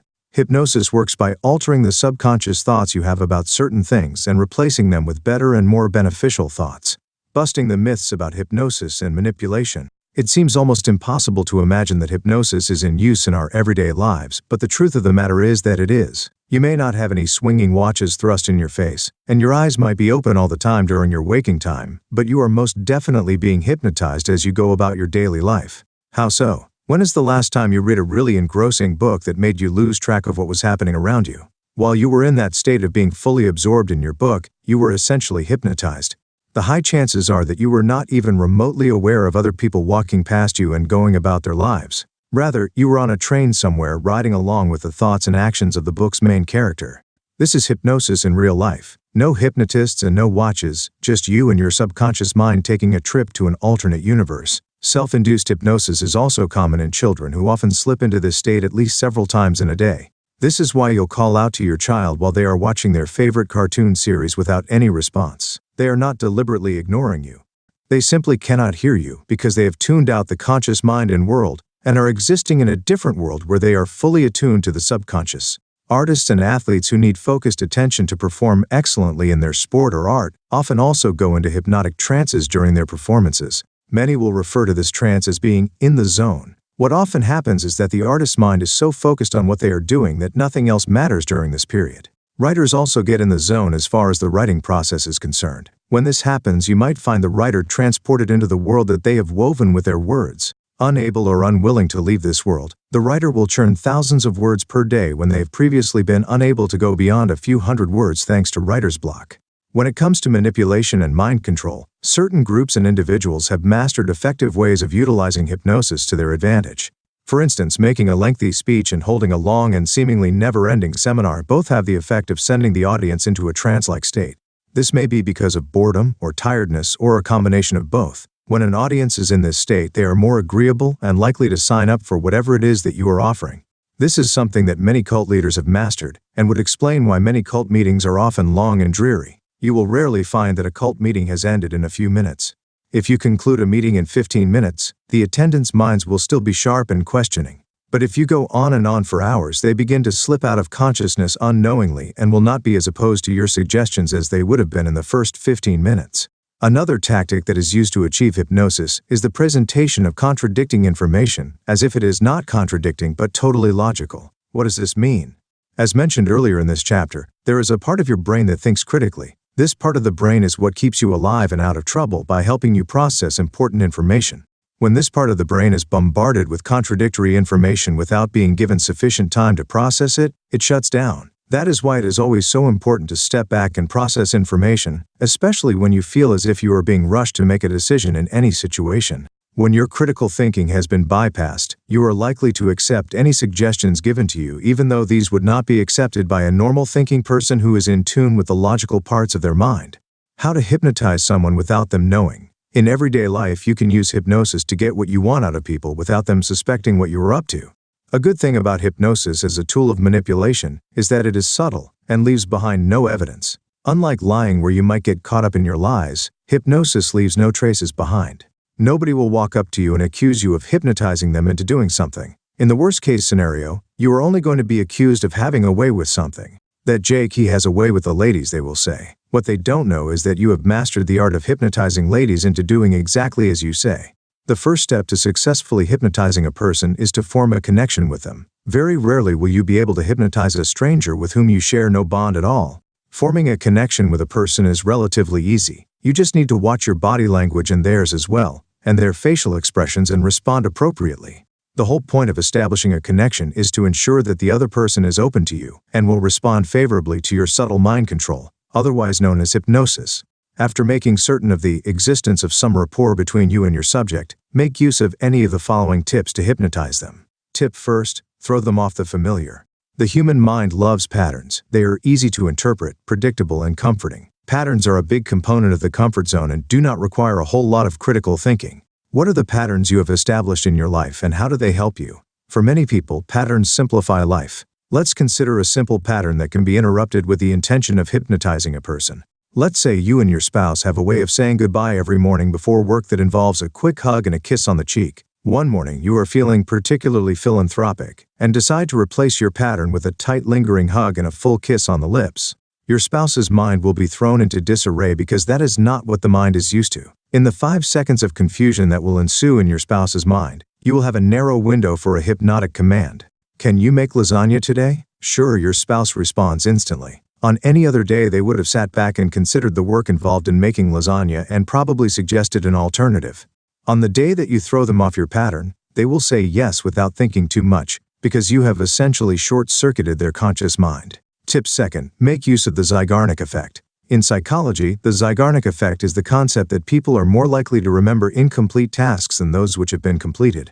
Think about it. If you intend to do your laundry, you are likely to have this thought lingering in your mind until you actually wash all your dirty clothes and put them away. Soon after completing your laundry duties, you will no longer have any interest in remembering anything to do with laundry. The Zeigarnik effect was named so after a Russian psychologist who investigated the phenomenon after being inspired by her professor. The professor, one Kurt Lewin, made the observation that a waiter was able to remember more accurately the orders that were still unpaid. In everyday life, the Zeigarnik effect is used in many scenarios. Soap operas and television series, in particular, are keen to leave their audience wanting more by ensuring that each episode ends with a cliffhanger. When the episode ends anticlimactically, your brain stores this in your short-term memory as an incomplete task. This is why you keep going back to your favorite soap opera, because your mind tells you to finish what you started. As long as the incompleteness is lingering somewhere in your brain, your attention will be drawn there. To hypnotize someone using the Zeigarnik effect, consider telling an exciting story complete with pauses in between, during which you give them hypnotic commands. This might look something like this. You will not believe what happened last weekend when I decided to go hiking with my friends. We were walking up this rather lonely trail when all of a sudden could you please shut the door for me, hear these strange noises coming from the woods. They sounded like a cross between a coyote and a bear, and they were getting louder and louder the further we got up the trail. At this point, of course, we're getting very concerned, but could you also file these documents for me? We knew that there was no turning back. We were 4 of us, and we were prepared to fight whatever it was. During this storytelling, you can ask your conversation partner to do pretty much anything that you want without much objection. This is because their mind is focused on the story that you are telling, and their brain is yearning for the completion. While they are in this trance-like state, they are your putty to work with. Tip third, stay ambiguous. Ambiguity keeps your audience guessing. If you want to linger in the minds of people you interact with long after the conversation is ended, you must strike a balance between being memorable and staying ambiguous. Ambiguity keeps the mind wondering, What exactly did he mean when he said this or that? As long as their mind is wondering, you are in control of the other person. Ambiguity and vagueness confuse the conscious mind. There are things that cannot be processed by the conscious mind, and the mystery of ambiguity is one of them. In the world of dating and relationships, ambiguity can serve a particularly important role in convincing others to go out with or date you. Many relationship experts will concur that a little mystery serves a long way as far as keeping things exciting. What most is not explained is why. The reason why mystery is so exciting is that as long as you have not been fully processed and understood by a person's conscious mind, you will always linger in their mind. You can hypnotize your partner or lover into doing whatever you want them to do by always ensuring that you are ambiguous and mysterious about one or two things. Tip 4. Negative words have more impact. It is often believed that the subconscious mind cannot hear negatives. Instead, any negatives communicated to the subconscious mind are interpreted as positives. For example, if you were to tell someone, "Do not go peeking into my room when I am away," that person is likely to interpret this subconsciously as, "Do go peeking into my room when I am away." This is probably the reason why there are so many exasperated parents of kids who seem to do the exact opposite of what they are told not to do. As such, if you are looking to get someone to do something without being too direct about it, you can hypnotize their subconscious mind by using negative wording. Instead of telling your friend, "Please come over and help me pack up for my upcoming relocation," consider this: "You do not need to come over to help me pack." Throughout the course of their day, your friend's subconscious brain will be telling her that she needs to help you pack for your move, because that is how the mind interpreted your statement. Of course, whether your friend actually comes over or not is a question of how much premium she places on your friendship. Tip 5. Effective keywords. Have you noticed how sales copy or advertisements often have this descriptive wording that gets you imagining all the possibilities presented by a particular product or service? Certain words hold a particular charm when it comes to hypnotizing people. For instance, when you tell a person to imagine something, you are already sending them into a hypnotic trance where they are attuned to their subconscious mind. When they are in this state, they are more suggestible and will likely do what you ask of them. If you do not believe this, go and look up any travel destination advert and have a listen. At the end of it, you will likely be thinking of booking your next vacation to that destination. As long as the subconscious mind is imagining something, then it is getting programmed by that particular thing. This explains why some people are fearful of the dark. They have imagined the dark to contain bad things, and as long as that imagination is active, the fear remains real and present. It also explains why many people are afraid of horror movies. Think about it, there is nothing scary about horror movies. They are just a bunch of normal people acting out fake scenes, so why do you feel so afraid? Because your mind has imagined everything to be real, that's why. Protecting yourself against hypnosis. The occasional self-hypnosis in the form of a captivating book or movie is always welcome. Once in a while, it helps to escape the harsh reality of everyday life. What might not be so welcome, however, is the hypnosis brought on by other sources that you are not too comfortable with. How do you protect yourself against the hypnosis that exists in your daily life? For a start, it is important to acknowledge that you really might not be able to escape all the hypnosis that is present in your life. It would be too big of a war to fight. That being said, there are certain battles that you can win as far as hypnosis goes. One of the things that will help you to protect yourself against hypnosis is to live by principle. Living by principle does not mean being stuck up or unrelenting when you should be flexible. It simply means knowing what you will accept and what you would rather forego, instead of simply going with the flow. If you are the sort of person that goes with the flow in the name of being easygoing, you might find that you have drifted too far from the safe shore. Manipulators who prey on others through hypnosis know to attack those who are not safely anchored onto something unshakable. If you are the kind of person who, upon being told to imagine how easier your life will be with product X, rushes to buy product X unquestioningly, you will find yourself with a whole lot of clutter in your life. Having one or two principles about certain aspects of your life helps you to make more conscious decisions that are not influenced by the actions or words of other people. There's a wise person that once said that if you go looking for something, you will find it. The reason why so many people are hypnotized in their daily lives is because they are not even looking for hypnosis, so they cannot really spot it. As long as you are aware of the fact that hypnosis exists, you will be able to notice it from a mile off and guard yourself consciously against it. You will notice it when your friend tries to get you to agree to something that you would ordinarily not agree to, and you will notice it when your cunning colleague is trying to get a favor from you. Staying conscious of the fact that there are people out there who are trying their best to take advantage of you will go a long way in protecting yourself against mind control. A good thing about life is the free will that is gifted to every human being living in the civilized world. Free will means that you get to choose what you allow into your life and what does not get to make it through the gate. In today's world, there are numerous channels that are utilized to influence you. television, movies, films, the internet, books, magazines, radio shows, the music. List is endless. You are at liberty to choose what you allow in your life because you can be certain that most of these channels are being used to put you in a certain state of mind that is advantageous to the channel owners. In short, you get to decide what gets filtered out of your life. Choose wisely. What about hypnotherapy? Sometimes hypnosis is used as a form of treatment for various conditions. When hypnosis is used this way, it is referred to as hypnotherapy. Hypnotherapy is essentially mind control where the person being controlled has given their consent for the same to a clinical psychologist.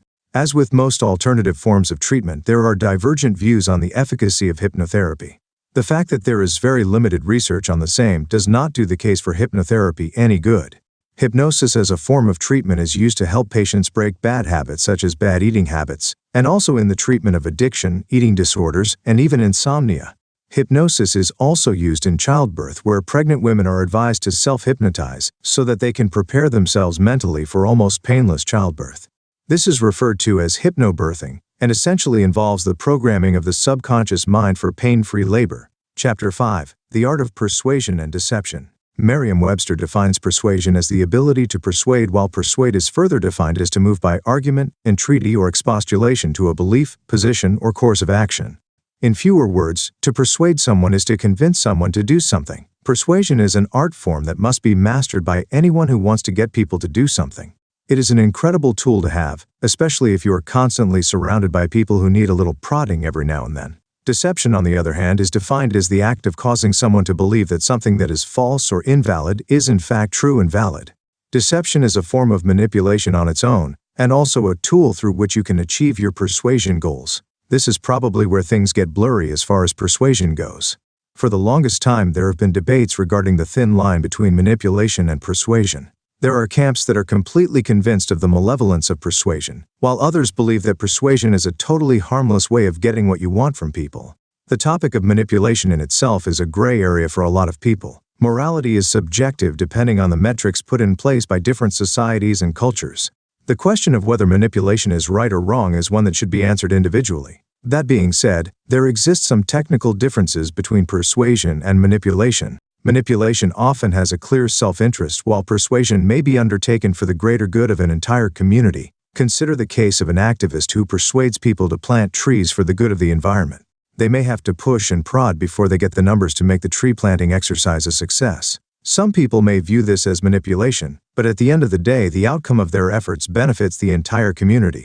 Persuasion often presents a clear and coherent argument for a particular case, while manipulation will often involve a manipulation of facts intended to distort a person's perception of reality. At the end of the day, persuasion and manipulation often serve the same goal, which is to convince something to do something that you want them to do.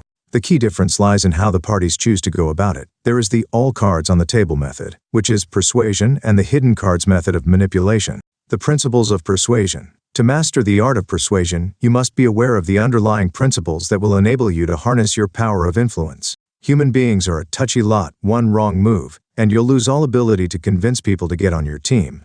It is necessary that you make strategic moves that are informed by the necessary underlying principles.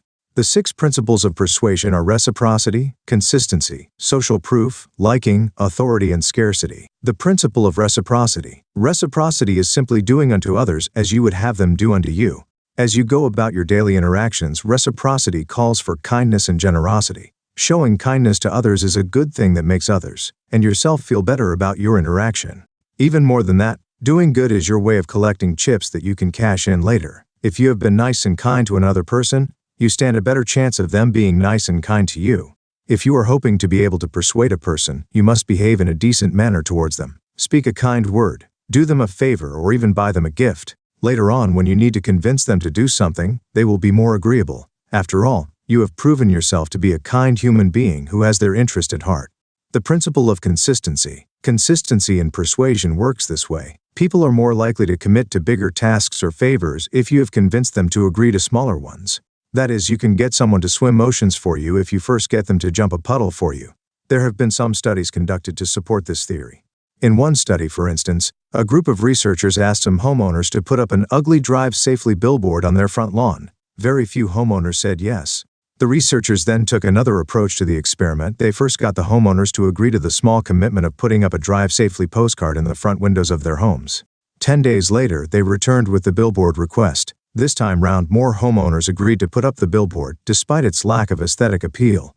The reason for this is that the homeowners subconsciously felt compelled to remain consistent with their earlier response. The foot-in-the-door technique is a compliance technique that is premised on consistency. It involves getting people to agree to a larger request by first testing the waters with smaller requests.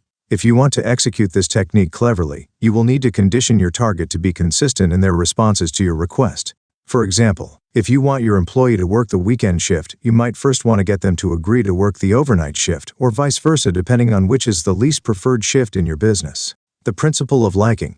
If a person likes you, they are more likely to meet your demands, whatever this may be. A person that is not liked and is unlikable as well will hear no more times than a person that is well liked. But how do you go about getting people to like you? According to science, the secret to being liked is a combination of 3 main factors. First, people like those who are similar to them.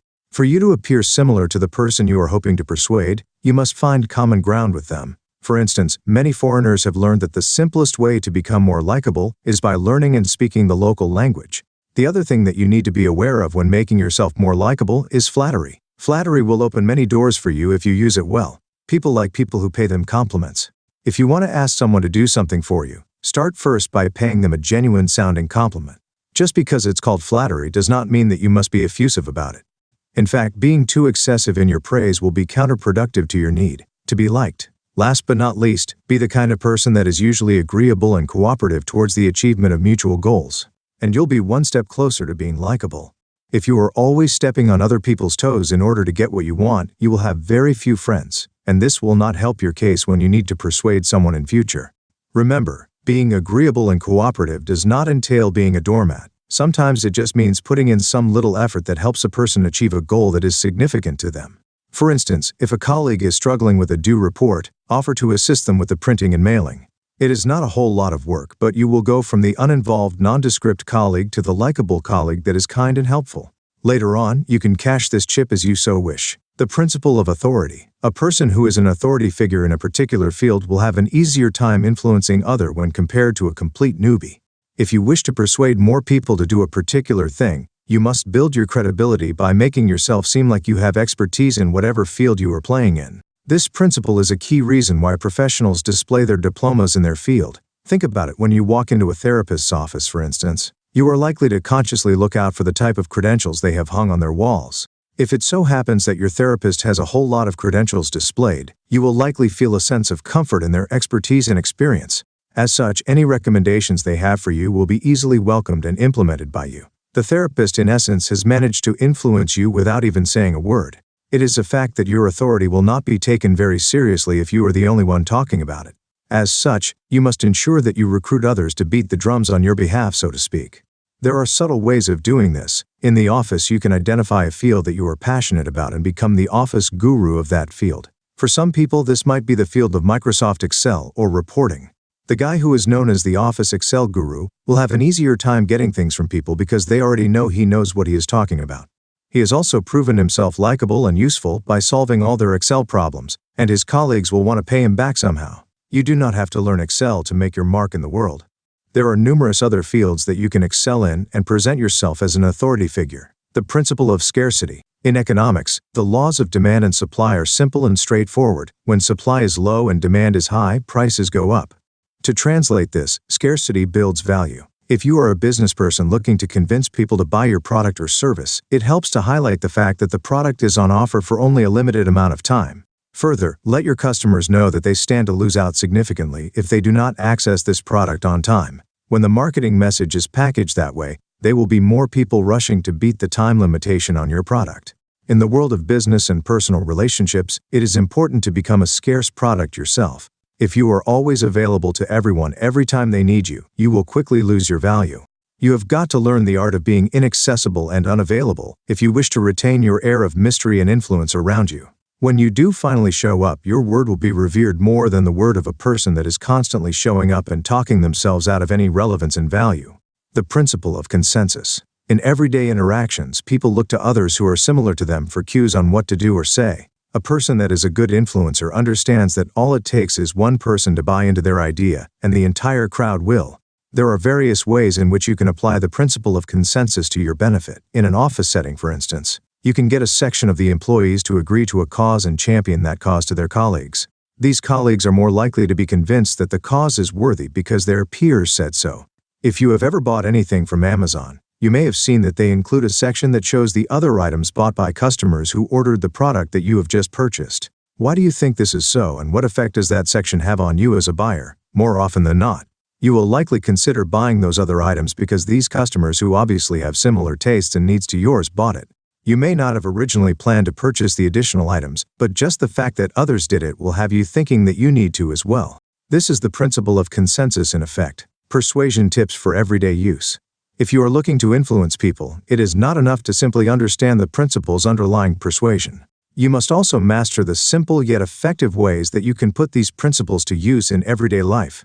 If you are a persuasive person, you will have a much easier time in life and will often achieve your intended results without having to jump through hoops. Some of the tips to being more persuasive can be implemented instantly, while others will require a bit of practice. Tip first, appear confident. Confidence does not come naturally to all of us. Some people seem to have an easier time being confident while others struggle quite a bit. Whether you are naturally confident or not, you must ensure that you appear confident to others at all times.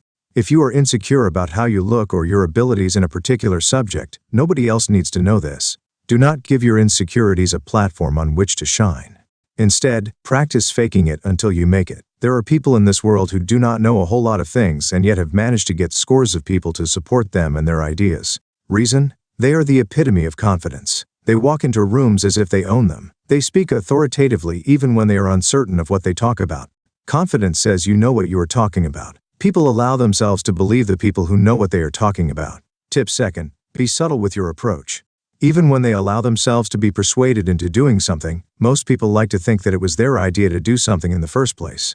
Nobody wants to believe that they allowed a particular idea to be shoved down their throat. For success in persuasion, you must be subtle in your approach. Instead of introducing a certain topic full on, consider starting with an anecdote. If you are looking to get someone to buy into an investment, start by mentioning how you and your friends went for a cruise last weekend after receiving your payout from investment X. Do not even try to sell them that investment.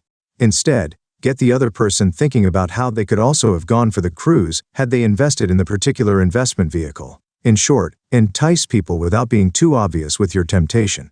Tip third, be flexible with your methods. The methods of persuasion are not set in stone. Different people respond to different things. Also, the same person will respond differently to different methods depending on the time and occasion. You must know when to switch gears accordingly. Sometimes you will need to work with the principle of liking, and other times you will need to base your method on the principle of authority. Reading social cues will allow you to determine which methods to use. Tip fourth, timing is everything. If you want to convince someone to buy a house, you'll have more success if you catch them when they are shopping for houses. This holds true for most things. If you want your crush to go from crush to partner, you will have an easier time if you talk to them when they are looking for a relationship. To master the art of persuasion, you must also master the art of knowing when the timing is right. If not, you will fall into the trap of harassing people to agree to things that they have no interest in. Nobody likes a person that is constantly pestering them into doing things, especially at the weirdest of times. Tip fifth, being interesting is a plus. Most persuasive people are not boring. Nobody pays much attention to boring people. Boring people are not fun to talk to. They are not engaging, and they are definitely not memorable. If you want to win at persuasion, you must be an interesting person.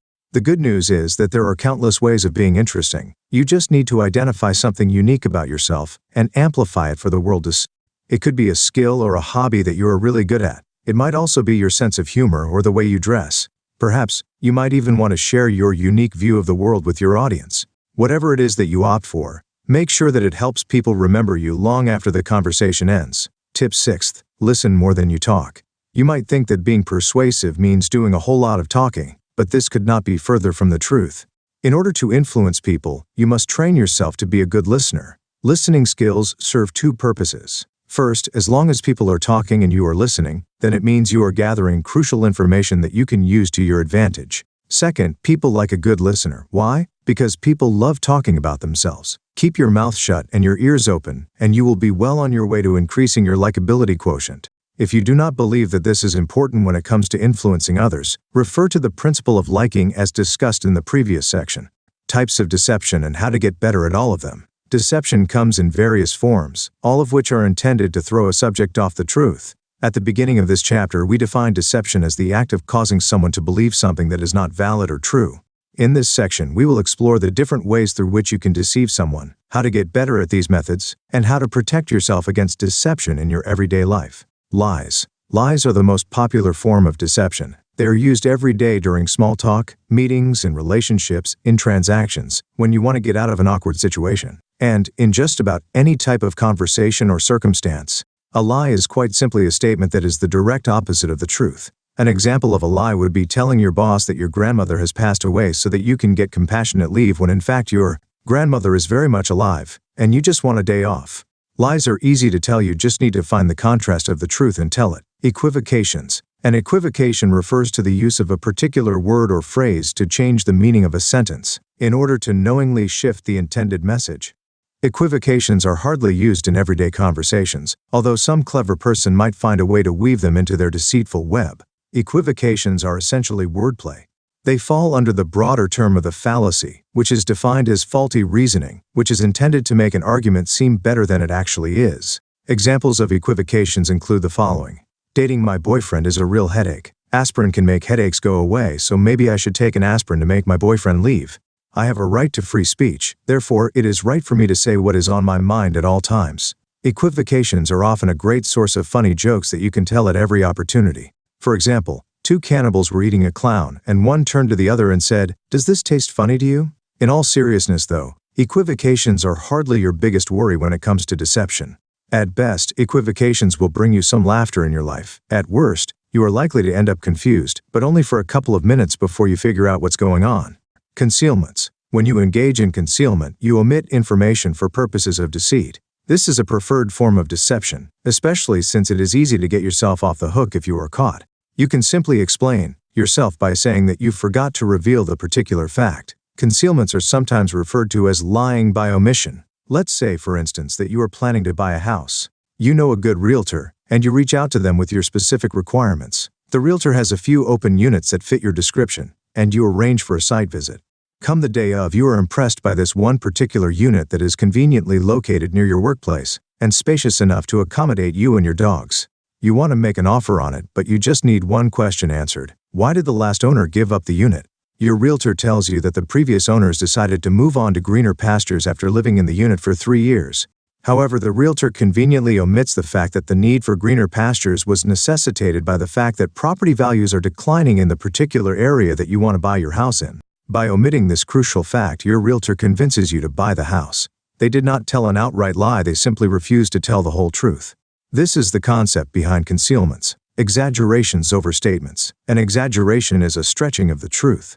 Some people do not like to tell the truth in its plain form as it sounds boring that way. Rather, they will embellish it to the point where it is hardly recognizable. An exaggeration or overstatement looks like this. Your friend puts their money in a small-size investment that is giving them returns of $100 per week. Instead of your friend reporting accurately on their returns, he goes around telling everyone that he is making bucket loads of money from his investment. Depending on the economy you live in, $100 may be several cups of coffee and a nice meal or a quarter of the month's rent, but it hardly the vacation-paying ready-to-retire fortune that your friend wants to make it seem. Yes, he is making money, but yes, he is also stretching the truth that perhaps, to make you jealous. Understatements. Understatements are the direct opposite of overstatements. Understatements are also referred to as the minimization of truth and involve downplaying a truth so that it does not seem as bad as it actually is. Understatements are often used by people who are in denial about something, or those who want to rationalize an otherwise irrational decision that they have made. Abusers may also downplay the truth when confronted by or about their victims so that they can shed off some responsibility for their abuse. Let's say, for example, that a couple who have been married for 10 years mutually agree to have the husband run the finances of the household. Confident in his wife's business sense and financial acumen, the trusting wife contributes diligently to their investment kitty and lets the husband do all the investing. Unfortunately, the husband makes a few bad investments that wipe out all their money, leaving them with nothing but a few months' paychecks. Sensing that something is amiss, the wife asks for an update, upon which the man says that things are not good.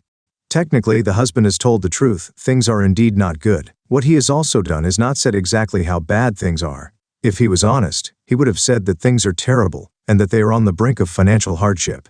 In this case, deception by the form of understatement has occurred, and the husband gets to avoid sleeping on the couch for at least one more night until the piling bills blow his cover. Now that you know the different types of deception, you must be wondering how you can master the art of deception. For starters, it is important to acknowledge that deception is not exactly a nice thing, as far as morality and ethics go. You really do not want to base all your relationships and interactions on deceit, because then you'd be taking away from the people around you and from yourself as well. Genuine relationships that are based on honesty and authenticity have a better shot at withstanding the test of time. That being said, it is also necessary to acknowledge that life does not always play out in black and white. Sometimes there are other colors in between that call for us to be creative. Once in a while you may have to use deception to get to where you need to be. In such instances, you will need to be very careful about how you package your deception. One of the things you need to be careful about is your body language. You may have the most elaborate lie outlined in your mind and deliver it exactly as you had practiced in front of the mirror and still fail at deception. Why? Because your body language gave you away. There are certain body signals that will give a liar away. These include the inability to maintain eye contact, fidgeting, and even stuttering. Some people have been known to touch their noses whenever they lie. Watch out for this telltale sign of lying, and make sure you steer clear of them while you are spinning your big tails. The second thing you need to be careful about when being economical with the truth is the reason for the deception. Deception is worth the trouble only if it gets you something you want or somewhere you really need to be. Other than that, deception is just a waste of everybody's time. If you get into the habit of lying for the sake, everybody is going to think of you as a pathological liar who can never be trusted. This will ruin any credibility you may have built, and you will no longer be in a position to manipulate or influence people. Never mix up your stories. This is the surest way of getting caught. If you must deceive someone, make sure that you have the entire story laid out in case you have to answer any probing questions. You do not want to get caught in an incomplete story that has more holes than a fisherman's net. Most inexperienced liars especially get caught up in their web of lies because they cannot remember what they said to who and when.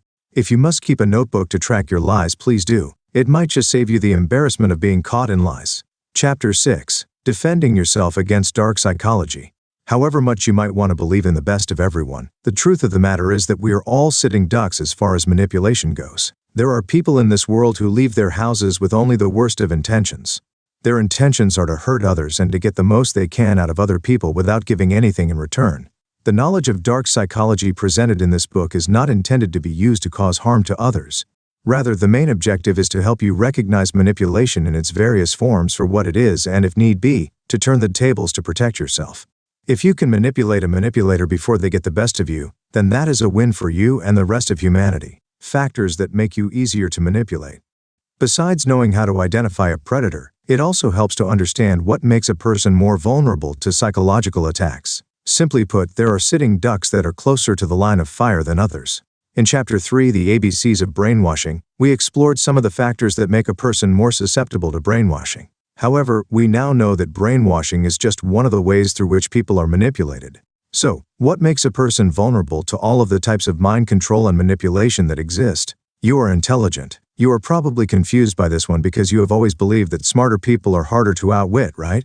Here's the thing though. Intelligent people like to use logic to aid their decision-making process. Logic is easier to manipulate. Hence, intelligent people are more likely to manipulate it when you corner them with logical arguments. Less intelligent people are harder to convince with logic and tend to be more stubborn in the face of facts and scientific arguments. It is no wonder that a whole lot of people who have been scammed by con artists and Ponzi schemes happen to be people who are relatively smart and who you'd not expect to be easily fooled.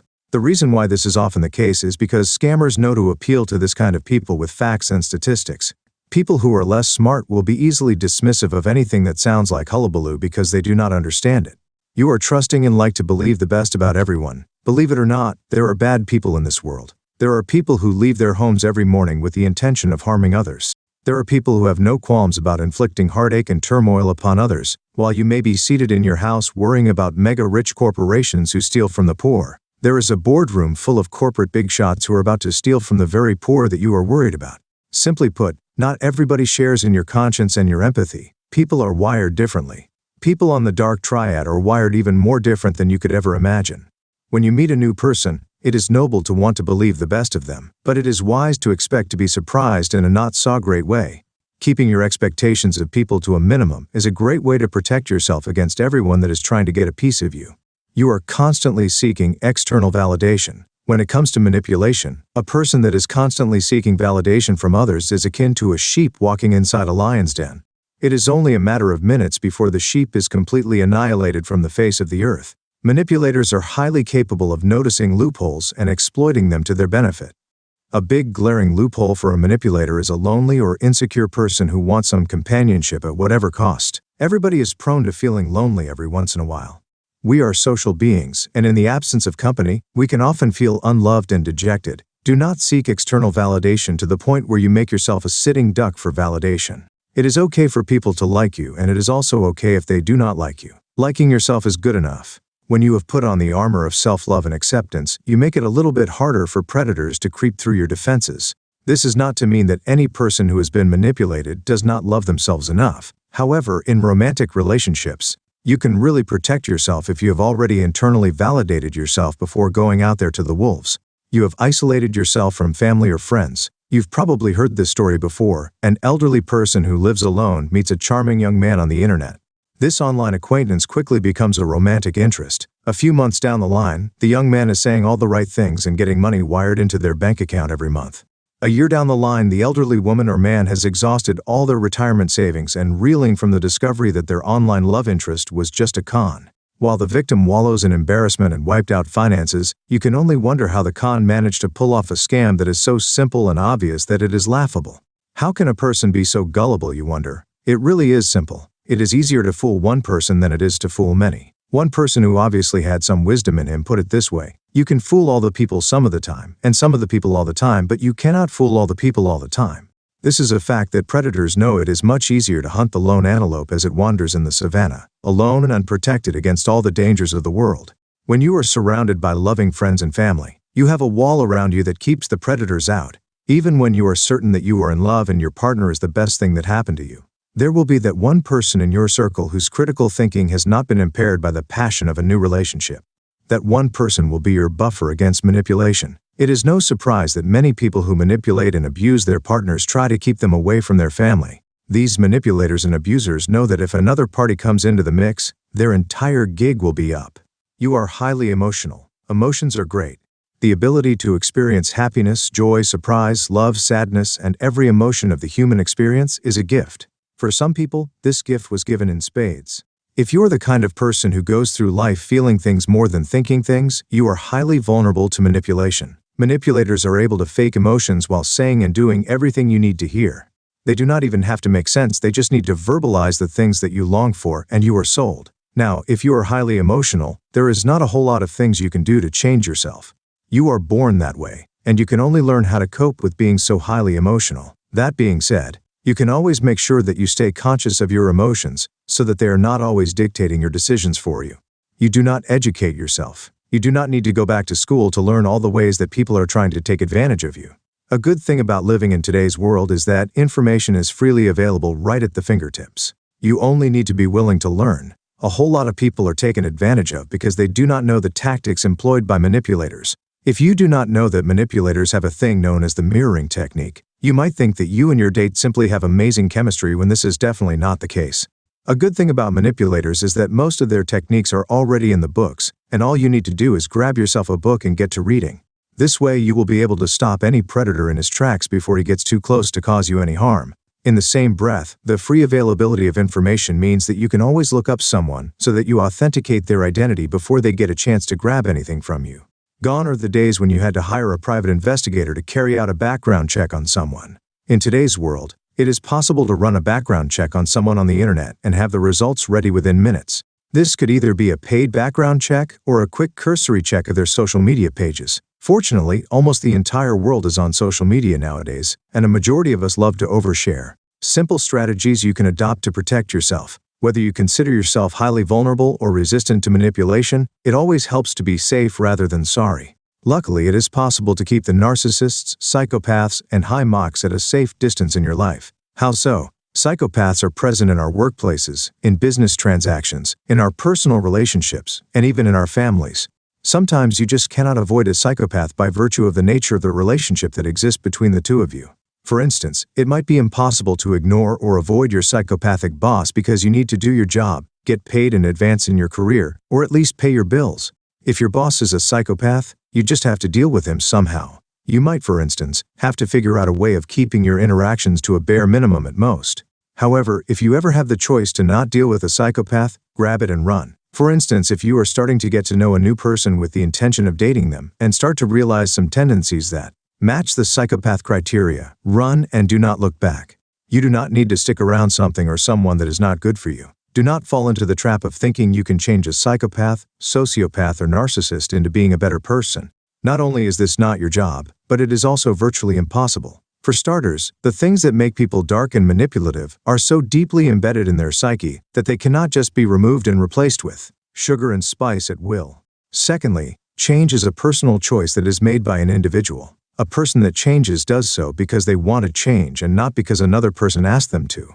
Last but not least, if you are dealing with a psychopath and thinking that you can change them, you are essentially waging war against biology and genetics. Who do you think is going to win? Pay attention to actions more than you do words. Predators are very good with their words because words are their most powerful tools.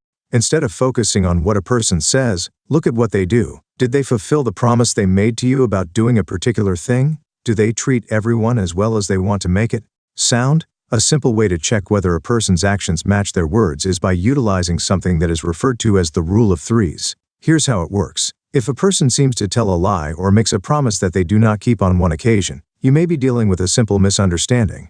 If this happens a second time, there is likely to be a serious mistake that requires addressing. However, if there is a third occasion, then you are probably dealing with a liar.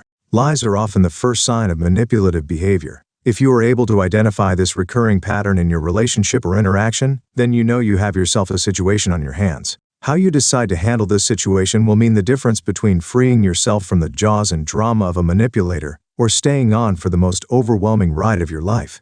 Whenever possible, let the psychopath win, but not at your expense. The personalities that love to win are often aggressive and will go to great lengths to ensure that they trump all their competitors. If you ever find yourself facing a psychopath on a negotiation table, always go for the suggestion that guarantees a win for the both of you. This is an effective means of ensuring that you do not expend all your energy trying to fight off a psychopath who is trying to finish you. When dealing with people, be they saints or sinners, always listen to what your gut has to say. Scientists who have tried to explain gut instinct say that it is the body's reaction to an intraspecies predator. This makes a whole lot of sense when you consider how sometimes you'll feel uneasy around someone you do not know, only to later find out that that person was not a good person. Do not let your gut instinct go ignored when it is working so hard to prevent you from making a mistake. In many instances, psychopaths assume roles such as mentor, boss, supervisor, church leader, guardian, or even parent. While these roles are indeed noble, your gut feeling might be screaming that the church leader is not as trustworthy as he might want to make you believe. If this is the case, always give priority to the gut feeling. What your gut says is always a better bet than what you think you know. Do not allow yourself to get drawn into the games that psychopaths, sociopaths, narcissists, and other dark personalities play. Sure, you've read this book and are feeling particularly confident about your knowledge on the dark triad personalities. At the back of your mind, you believe that you have what it takes to take on a psychopath and win. What you do not know is that while you have just read this book, a psychopath has had his whole life to practice on his victims. Do not be drawn into their manipulations. It is not your job to entertain the psychopath. Your number one job when dealing with a psychopath is to protect yourself against their tricks. Chapter 7. Myths and Misconceptions about Dark Psychology. There are numerous topics which are safe for dinner conversation. Dark psychology is not one of them. The last thing you want to ask during Thanksgiving is how Uncle Joe scores as far as their Machiavellianism orientation is concerned. Because of the malevolence surrounding dark psychology, there are usually very few open discussions regarding the topic. Let's take the dark triad test for instance. Are you planning to take it? If yes, do you plan to share your results with anyone? The high chances are that if you answered yes to the first question, you are probably going to answer no to the second one. Most human beings like to think of themselves as good people. What's more, they like other people to think of them as good people. Putting your dark triad test on display for everyone to see might not exactly serve this purpose. Because of all of this hush-hush surrounding dark psychology, there is, therefore, a whole lot of misconceptions and myths about the personality traits that are key vessels for dark psychology. This chapter explores these myths and misconceptions while shedding some light on the same. Myth first: psychopaths and sociopaths are one and the same thing. Truth: psychopathy and sociopathy are two different types of antisocial personality disorders. The terms psychopath and sociopath are used interchangeably in everyday conversation. However, the two traits are significantly different from each other. That being said, these two personality disorders do share some similarities. Experts consider sociopathy to be a less severe disorder than psychopathy. The table below shows some of the characteristics that distinguish a psychopath from a sociopath. Sociopath has no conscience, has a weak conscience, are able to blend in by being charming, and have no intention of blending in, and are often, therefore harder to spot, easy to spot, will primarily be interested in themselves only, cold-hearted and calculating, hot-headed, and leap without looking. Myth second, psychopaths are made and not born. Truth, psychopaths are born that way. Psychopathy is a very complicated personality disorder in that psychopaths are more often born rather than made.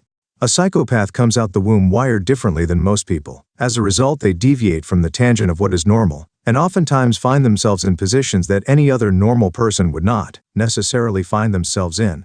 Research undertaken has indeed shown that the brains of psychopaths function differently when compared to the brains of other people who do not have any recorded personality disorders.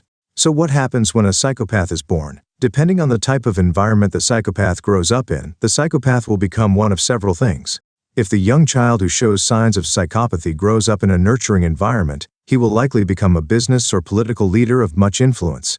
If the child grows up in a violent or traumatic environment, they are likely to become serial killers or murderers. Psychopaths who are nurtured in an environment that is somewhere in between the first two environments end up in positions of power in fields such as law enforcement and management.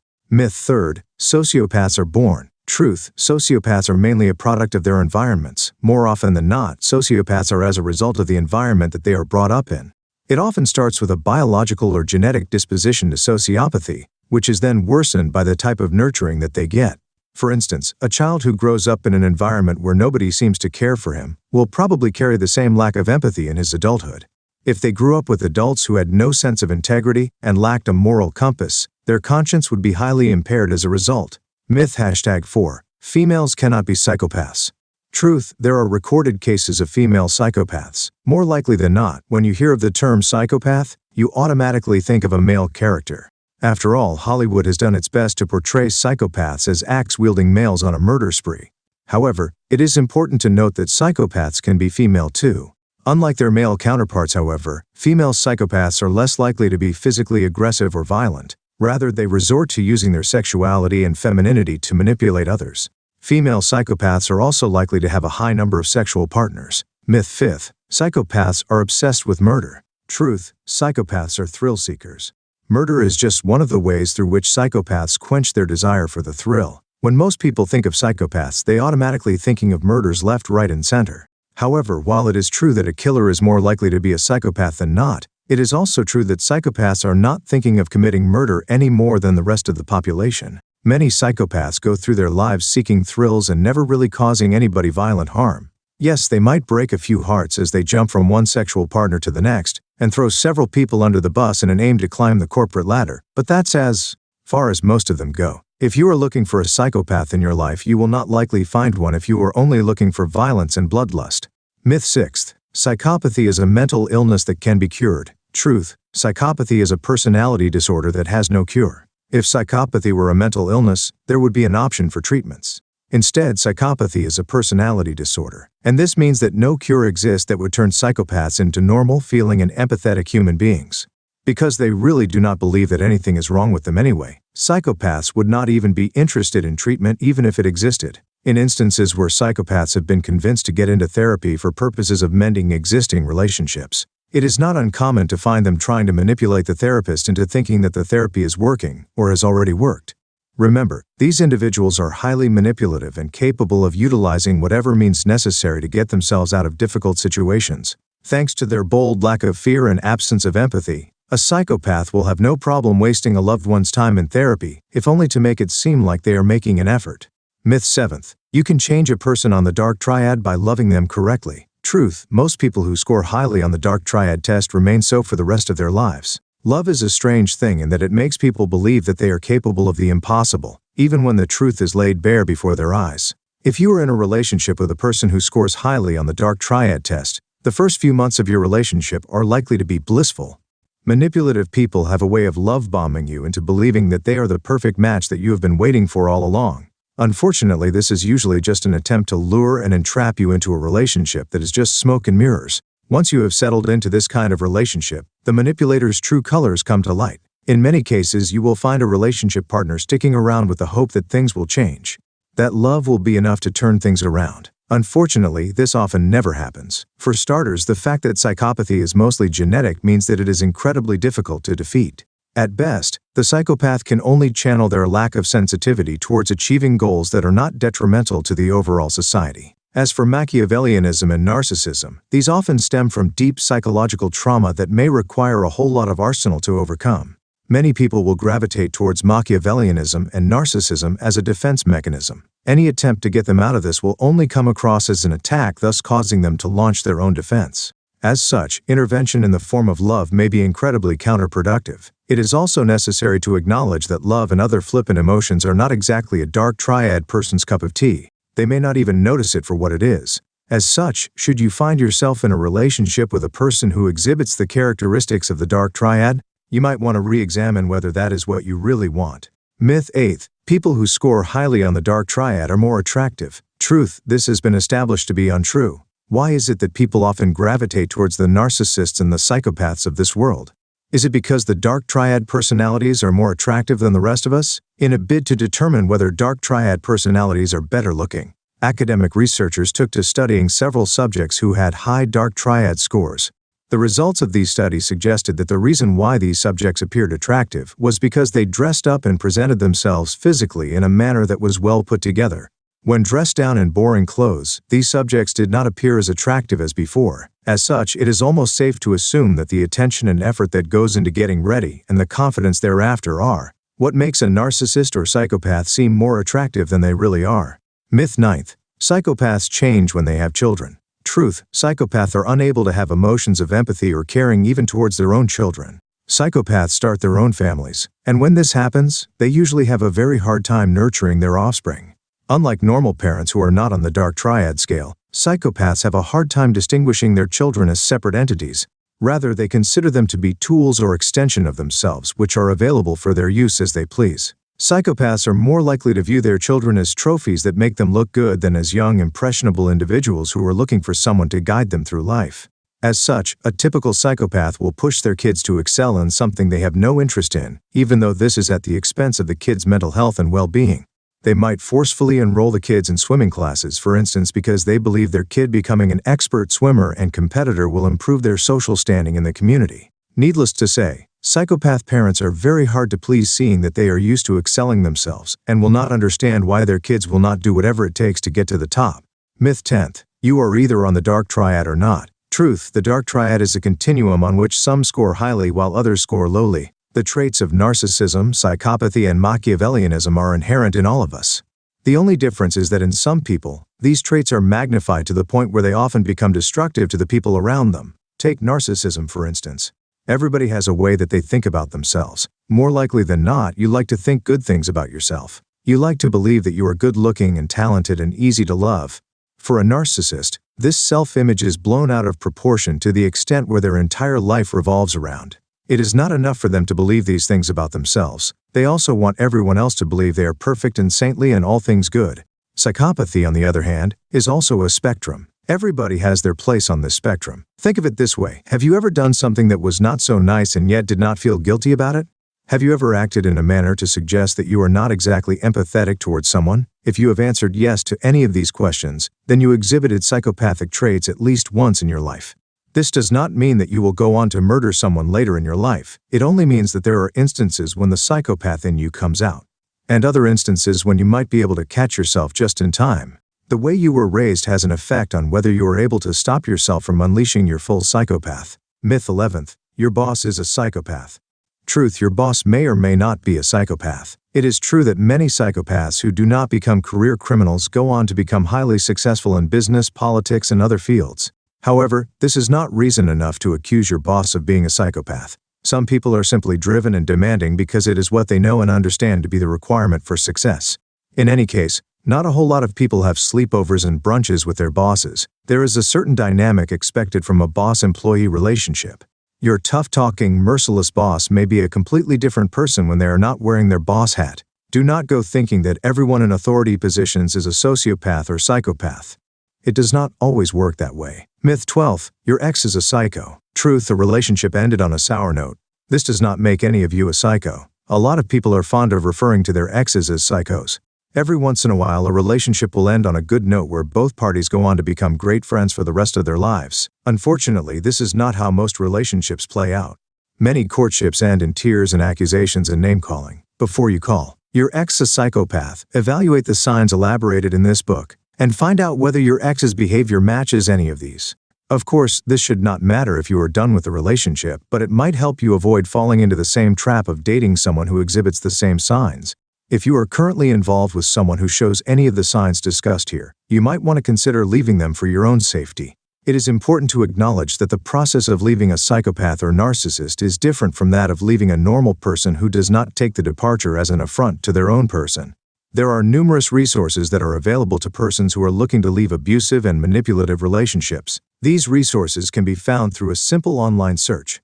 Chapter 8. Famous Dark Triad Personalities. It is not enough to read about the traits that dark triad personalities embody. It must also be acknowledged that dark triad persons have names and have lived among us either in our time or before. In all of history, there have been persons who have acted so outrageously in all their dark triad glory for all to see. This chapter is dedicated to those individuals who have left or continue to leave their dark mark in the world. Alexander the Great. Son of Philip II of Macedon and Olympias, Alexander the Great was a king of the ancient Greek kingdom known as Macedon, and a raging narcissist as well. Alexander believed that he was destined for greatness, and that anything that existed within his imagination was attainable in real life regardless of the expense. His mother did not make things any better for him. She had lofty ambitions for him. He sought to actualize these ambitions all his life, and it is no wonder that he ended up being named the Great, in recognition of his fierce achievement as an unrivaled military commander. Perhaps the greatest indication that Alexander was a narcissist is the fact that he thought of himself as a deity. In other words, he thought himself to be a god. Again, his mother had led him to believe that he was the son of Zeus, the king of the Greek gods. Further, Alexander was fond of downplaying his own father's achievements to his friends. In his eyes, these achievements did not matter, and the only wins that counted were those that had his name on them. He was constantly worried that his father did not leave him any legacy that counted. In response, he made it his business to win as many battles as he could. He took his army on endless battles in a quest for his own personal glory. It did not matter who lost their lives or got injured. Alexander was on a mission to create his own legacy, and anything or anyone who stood in his way was the enemy. Napoleon Bonaparte. Bullied as a young boy, Bonaparte rose through the ranks to become a general in the French Revolution at the age of 24. Unfortunately, Bonaparte carried with him the effects of his bullying and low self-esteem, otherwise referred to as an inferiority complex. While he was able to achieve a legacy that many men of his time did not, Napoleon carried with him the psychological scars of his past. It is believed that Napoleon lashed out and acted aggressively to make up for his shortcomings. Which shortcomings, you might wonder? For starters, Napoleon was shorter than the average man. Standing at 5 feet and 2 inches, it is easy to see why Napoleon may have been insecure about his height. His stature notwithstanding, Napoleon believed that he was something special and even wrote about it in his book aptly named Thoughts. In the book, Napoleon talks about how he had come to believe that he was special and could go forth to achieve things that he had only previously believed to be fantasy. At the end of the day, it's probably unfair to fault Napoleon for turning to narcissism to cheer himself up. He was probably only trying to make up for the feelings of inadequacy that he had grown to be familiar with thanks to his childhood taunts from his classmates and schoolmates. Adolf Hitler. Who is the most self-absorbed person that you currently know of? Take that person's thoughts, behaviors, and actions, and then multiply them 1,000,000 times. What do you get? Adolf Hitler, that's what. Adolf Hitler lived in the early 1900s, so he must have done some pretty bad things to be still talked about today. And indeed he did. Not only did Adolf believe that his race was better than everyone else, but he also had to get everyone else on the propaganda machine too. As a result, millions of Jews lost their lives thanks to the calculations and machinations of one man whose narcissism and thirst for power got out of hand. Hitler's leadership style was structured such that he was at the top and nobody else could question him. His inferiors were to take these commands unquestioningly because he believed he knew better than everyone else. While his generals were killing the Jews left, right, and center, Hitler had no empathy for those dying and suffering. In fact, he wanted this murder spree to continue for as long as it could, or at least until he was able to wipe out the inferior race. Hitler will forever be remembered as the reason for one of the biggest wars ever witnessed on Earth, and all because he believed that he and white Germans were superior to everybody else. Charles Manson. Charles Manson is one of the most well-known cult leaders of modern American history. Manson was an unemployed ex-convict who utilized psychopathic manipulation to create himself a following which he named the Manson family. Manson had an ability to convince young people to join his family by preying on their weaknesses and making them feel as if he was their safe place and messiah. After drawing them in, Manson then convinced them to commit crimes on his behalf. In the summer of 1969, for instance, Manson's family killed 9 people on his command. Even after being arrested, Manson showed no remorse or guilt for the suffering he had inflicted on others. He had a disregard for humanity that can only be described as callous. That being said, Manson was also highly charming, and this caused people to gravitate towards him. Even while in prison, Manson was still able to use his psychopathic charm to lure women, even to the point of getting engaged to one. Albert DeSalvo, nicknamed the Boston Strangler, Albert DeSalvo was a criminal who confessed to killing 13 women in the Boston area by way of strangulation. DeSalvo was a typical psychopath. Right from childhood, he exhibited the signs of a psychopath. For instance, he tortured animals. This is a typical warning sign that you might have a young psychopath on your hands. Kids who torture animals often go on to commit other heinous crimes later on. Many murderers and serial killers have a history of animal abuse in their past. What's most notable about DeSalvo's murders was that most of his victims were elderly and alone at the time of the attacks. While most people are capable of showing pity, mercy, and overall empathy on the elderly, DeSalvo was quite the opposite. He knew that this was a vulnerable group that could be easily subdued to fulfill his dark desires. It is reported that DeSalvo had an extraordinary sex drive, which is another sign of a person that may be predisposed to psychopathic tendencies. DeSalvo also liked to brag outrageously about his conquests, sexual and others. His tendency for exaggeration led some people to believe that he was not really the Boston Stranger even after he confessed to the killings. Jeffrey Dahmer. Jeffrey Dahmer was an American serial killer who was found guilty of the rape, murder, and dismemberment of 17 boys between the period of 1978 to 1991. Dahmer's crimes were too horrid that it is difficult to imagine that a human being actually committed them. Not only did he kill his victims, but he also performed necrophilia and cannibalism on their corpses. Dahmer's childhood was not any more eventful than the typical childhood of a kid growing up in America during his time. That being said, some sources intimate that Dahmer was ignored by his parents as an infant.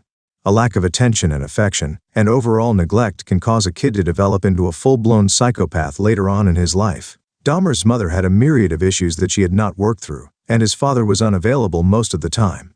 As a result, Dahmer was left to fend for himself and find ways to occupy his time. Growing up, Dahmer was largely reserved. He, however, did have a reasonable number of friends that he could talk to and play with.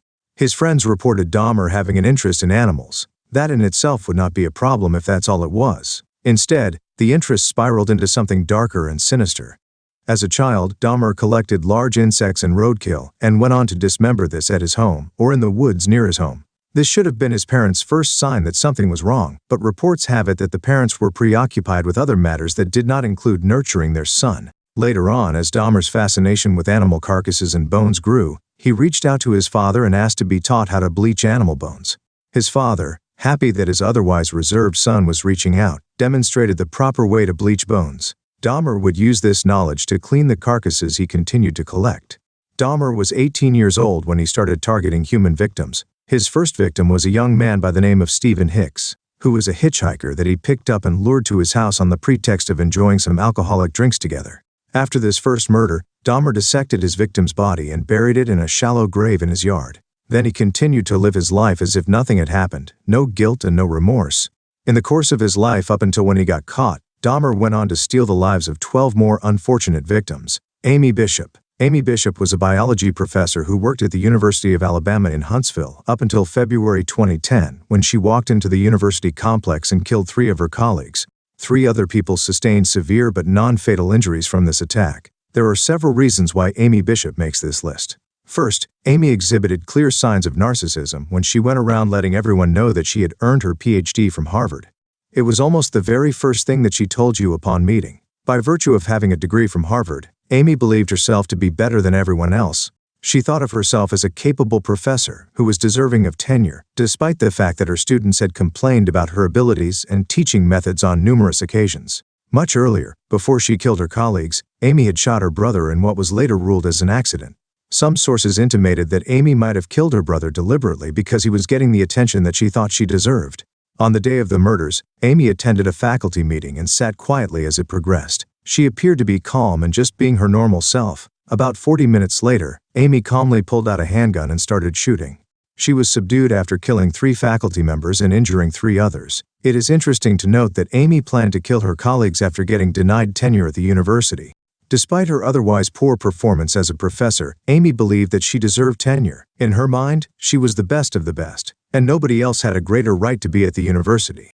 Amy lost her tenure in 2009, and it was not until 2010 that she killed her colleagues. It is clear to see that she was cold and calculating and took the time to come up with just the right plan to eliminate her enemies. Amy's actions throughout her life point to a person that was highly narcissistic and psychopathic as well.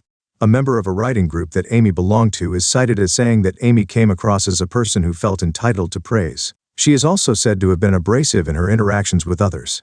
No doubt, these individuals are just a drop in the ocean of dark triad personalities that have walked on this earth. With psychologists suggesting that psychopaths make up about 1% of the general population, it goes without saying that making a list of all psychopaths ever to exist would be a lifelong task. How to talk to your child about dark psychology. Other than the cases where there are classic warning signs of psychopathy such as the abuse of animals, you might have noticed that a whole lot of the personalities listed in the previous sections went through a normal childhood. If you are a parent, the safety of your children is paramount. The kind of concern you feel towards your children extends from their interaction with other people to their own internal dialogue taking place without anybody else's notice. In other words, you want to know that your child is safe when with other people and when alone as well. It is especially disconcerting to know that there are people in this world who use their time, thoughts, and efforts to hurt children. While there is not especially much that you can do to change that kind of people, you can prepare your child to deal with the kind of people who are more likely than not to use dark psychology to take advantage of others. Make your home your child's safe haven. Your home should be where your child feels safest. The outside world is not the friendliest place there is out there. There are bullies in school, pedophiles lurking in parks and playgrounds, and child killers who have no qualms about ending young lives. When your child is done dealing with all the dangers presented by the modern world, they should always have a safe place to come to. This means that you must be careful about who you invite into your house at all times. Many times, the people who take advantage of children are people who are well known to them. As such, it helps to vet who make it into your child's life and who doesn't. Besides making the home physically safe by making it inaccessible to predators, you must also be your child's safe place emotionally.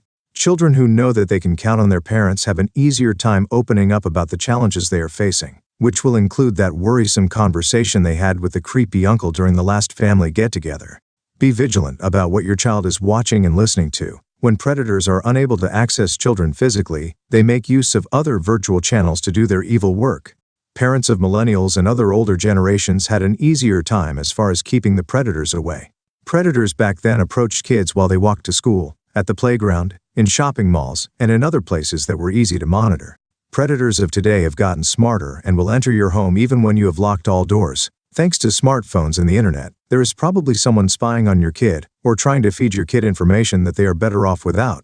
If you must buy a smartphone for your teen, make sure you give them a long, hard talk about the dangers that lurk on the interweb. Monitor the type of content that your kid is watching and make the use of parental controls that are offered by most video platforms. Do not allow your child to make friends with strange people on the internet. Some of these strangers who contact children on the internet have the worst of intentions, including being involved in child trafficking rings. Do not sugarcoat truths. When your child is young and incapable of understanding harsh truth, you'll most likely do your best to sugarcoat the truth so that you do not give them weeks of endless nightmares. For example, you'll not tell your kid that their goldfish died. Instead, you'll lie to them that little Mr. Bean went to live in another fish tank with his best fish friends. This is a normal part of parenting that involves wanting to shield your young one from the cruel realities of the world. As your child grows older, however, it is important to let them hear the truth from you before they start hearing half-truths from other people. Kids are very impressionable and tend to believe what adults tell them. You must ensure that your child's first point of contact is yourself. Do not let a predator creep into your child's life under the guise of being their go-to person. If something bad happens in the community, explain this gently to your child and let them know that bad people who want to harm other people exist and they live among you. And there are certain signs that she should look out for.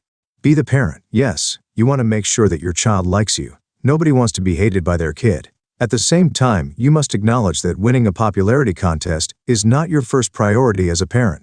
Your child is free to think of you as a party pooper, as long as you are focused on keeping them safe. If something does not sit right with you, use your authority as a parent to question it until your gut instinct approves.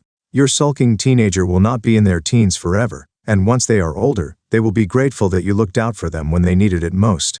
Stay ahead of the game. Predators are constantly changing the rules of the game because they know the rest of the population is catching up. For instance, some predators have taken to placing harmful messages in seemingly harmless kids' videos and other content. Online games and the constant social media challenges are also at times used to manipulate and influence children to engage in practices that are harmful to them. As a parent, you must ensure that you are aware of the trick and treachery being used to manipulate your kid, and then nip this in the bud before it is too late.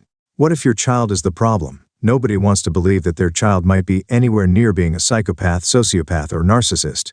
And yet, adults who score highly on the dark triad were once children. We want to believe the best of our children, but perhaps this is the denial that causes parents to miss out on opportunities of helping the kids get help before it is too late. First, it is important to note that psychologists are not fond of calling children psychopaths even when these children exhibit behaviors that are worrying and abnormal. This is simply because the term itself carries too much stigma and finality. When a child is called a psychopath at age 6, who is not to say that they will not aspire to grow to live up to the name? Also, children are just that they may be troublesome as kids and then turned out to be something totally different when they are older. Instead of antisocial personality disorder, therefore, children are often diagnosed with conduct disorder. In order for this diagnosis to be given, a kid must meet certain criteria that have been agreed upon and behave in a manner to exhibit these criteria for at least 6 months. What this means is that a teenager who behaves aggressively in 1 or 2 instances is not exactly a candidate for conduct disorder. More likely than not, they are just having a bad day. So, who qualifies for the conduct disorder spectrum? A child that has a high chance of becoming a psychopath in their later life exhibits the following characteristics. They extremely lack in empathy. This is the sort of child who will not flinch when their friend gets hurt on the playground. In fact, you might even catch them laughing at the pain of others. They lack remorse and guilt. A child who does not have remorse or guilt will do wrong and not feel the need to apologize for it. They might hit their little brother or hurl the family pet against the wall and smile about it. When asked to apologize, they will be stubborn and might even completely refuse to cooperate. They are indifferent to punishment. Most children get very dramatic when punished. They sob their little hearts out and even try to make you feel bad about punishing them. Not so for children with conduct disorder. More often than not, such children will not care for the punishment. They will not be moved one bit and will ensure that you know they are not moved. This is simply because they do not experience pain and emotions like everybody else.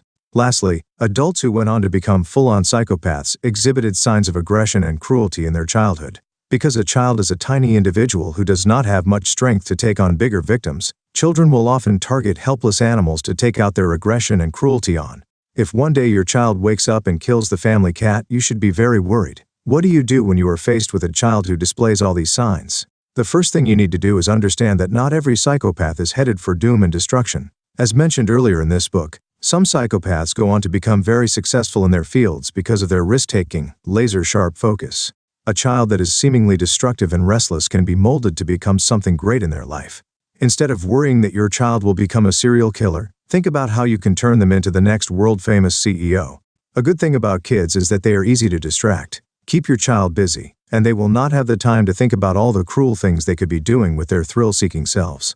Depending on the nature of the disorder that is present in the child, there might be a need for professional intervention. Professionals who work with kids that exhibit psychopathic behaviors do not try to change them because they know that it is all in the brain, and there's not much that you can do. Instead of changing the kids, the professionals instead opt to work with what is left of the good brain to push the kids towards good behavior. For instance, even though a psychopath's brain might not be capable of empathy and emotion, they are still able to recognize reward and the excitement of getting that reward. What clinicians do, therefore, is to train the kid to do good in exchange for a reward. Psychopaths love winning, and the same is true for kids who exhibit psychopathic tendencies.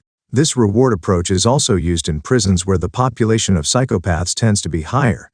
If you have a child who is showing signs of being a problem child as far as the listed signs go, you must be very careful about how you call out the problem. The messages that children hear about themselves are what they grow up to believe. If a child grows up being called stupid, they will live out their stupid to the best of their ability. A child, regardless of their psychopathic disposition, will grow into something great if they hear reinforcing messages about themselves. Nurture may not always win over nature every time, but it is always worth a shot. It might be thinking of something empowering to say to a child who kills little animals, but labeling them as a killer will only give them something to aspire to.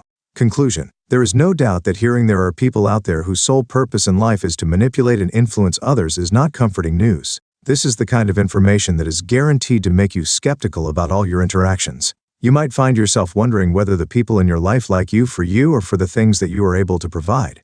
While it is true that there are bad people out there, it is also true that there are some pretty good people living among us. The good news is that the number of people who measure highly on the narcissism, psychopathy, and Machiavellianism scales is much lower than the number of people who measure much lower on the same scales. What this means is that not everybody is out to get you. At worst, 1 out of 5 people is out to get you. For example, if you have 5 bosses, 1 of them is likely to be a psychopath.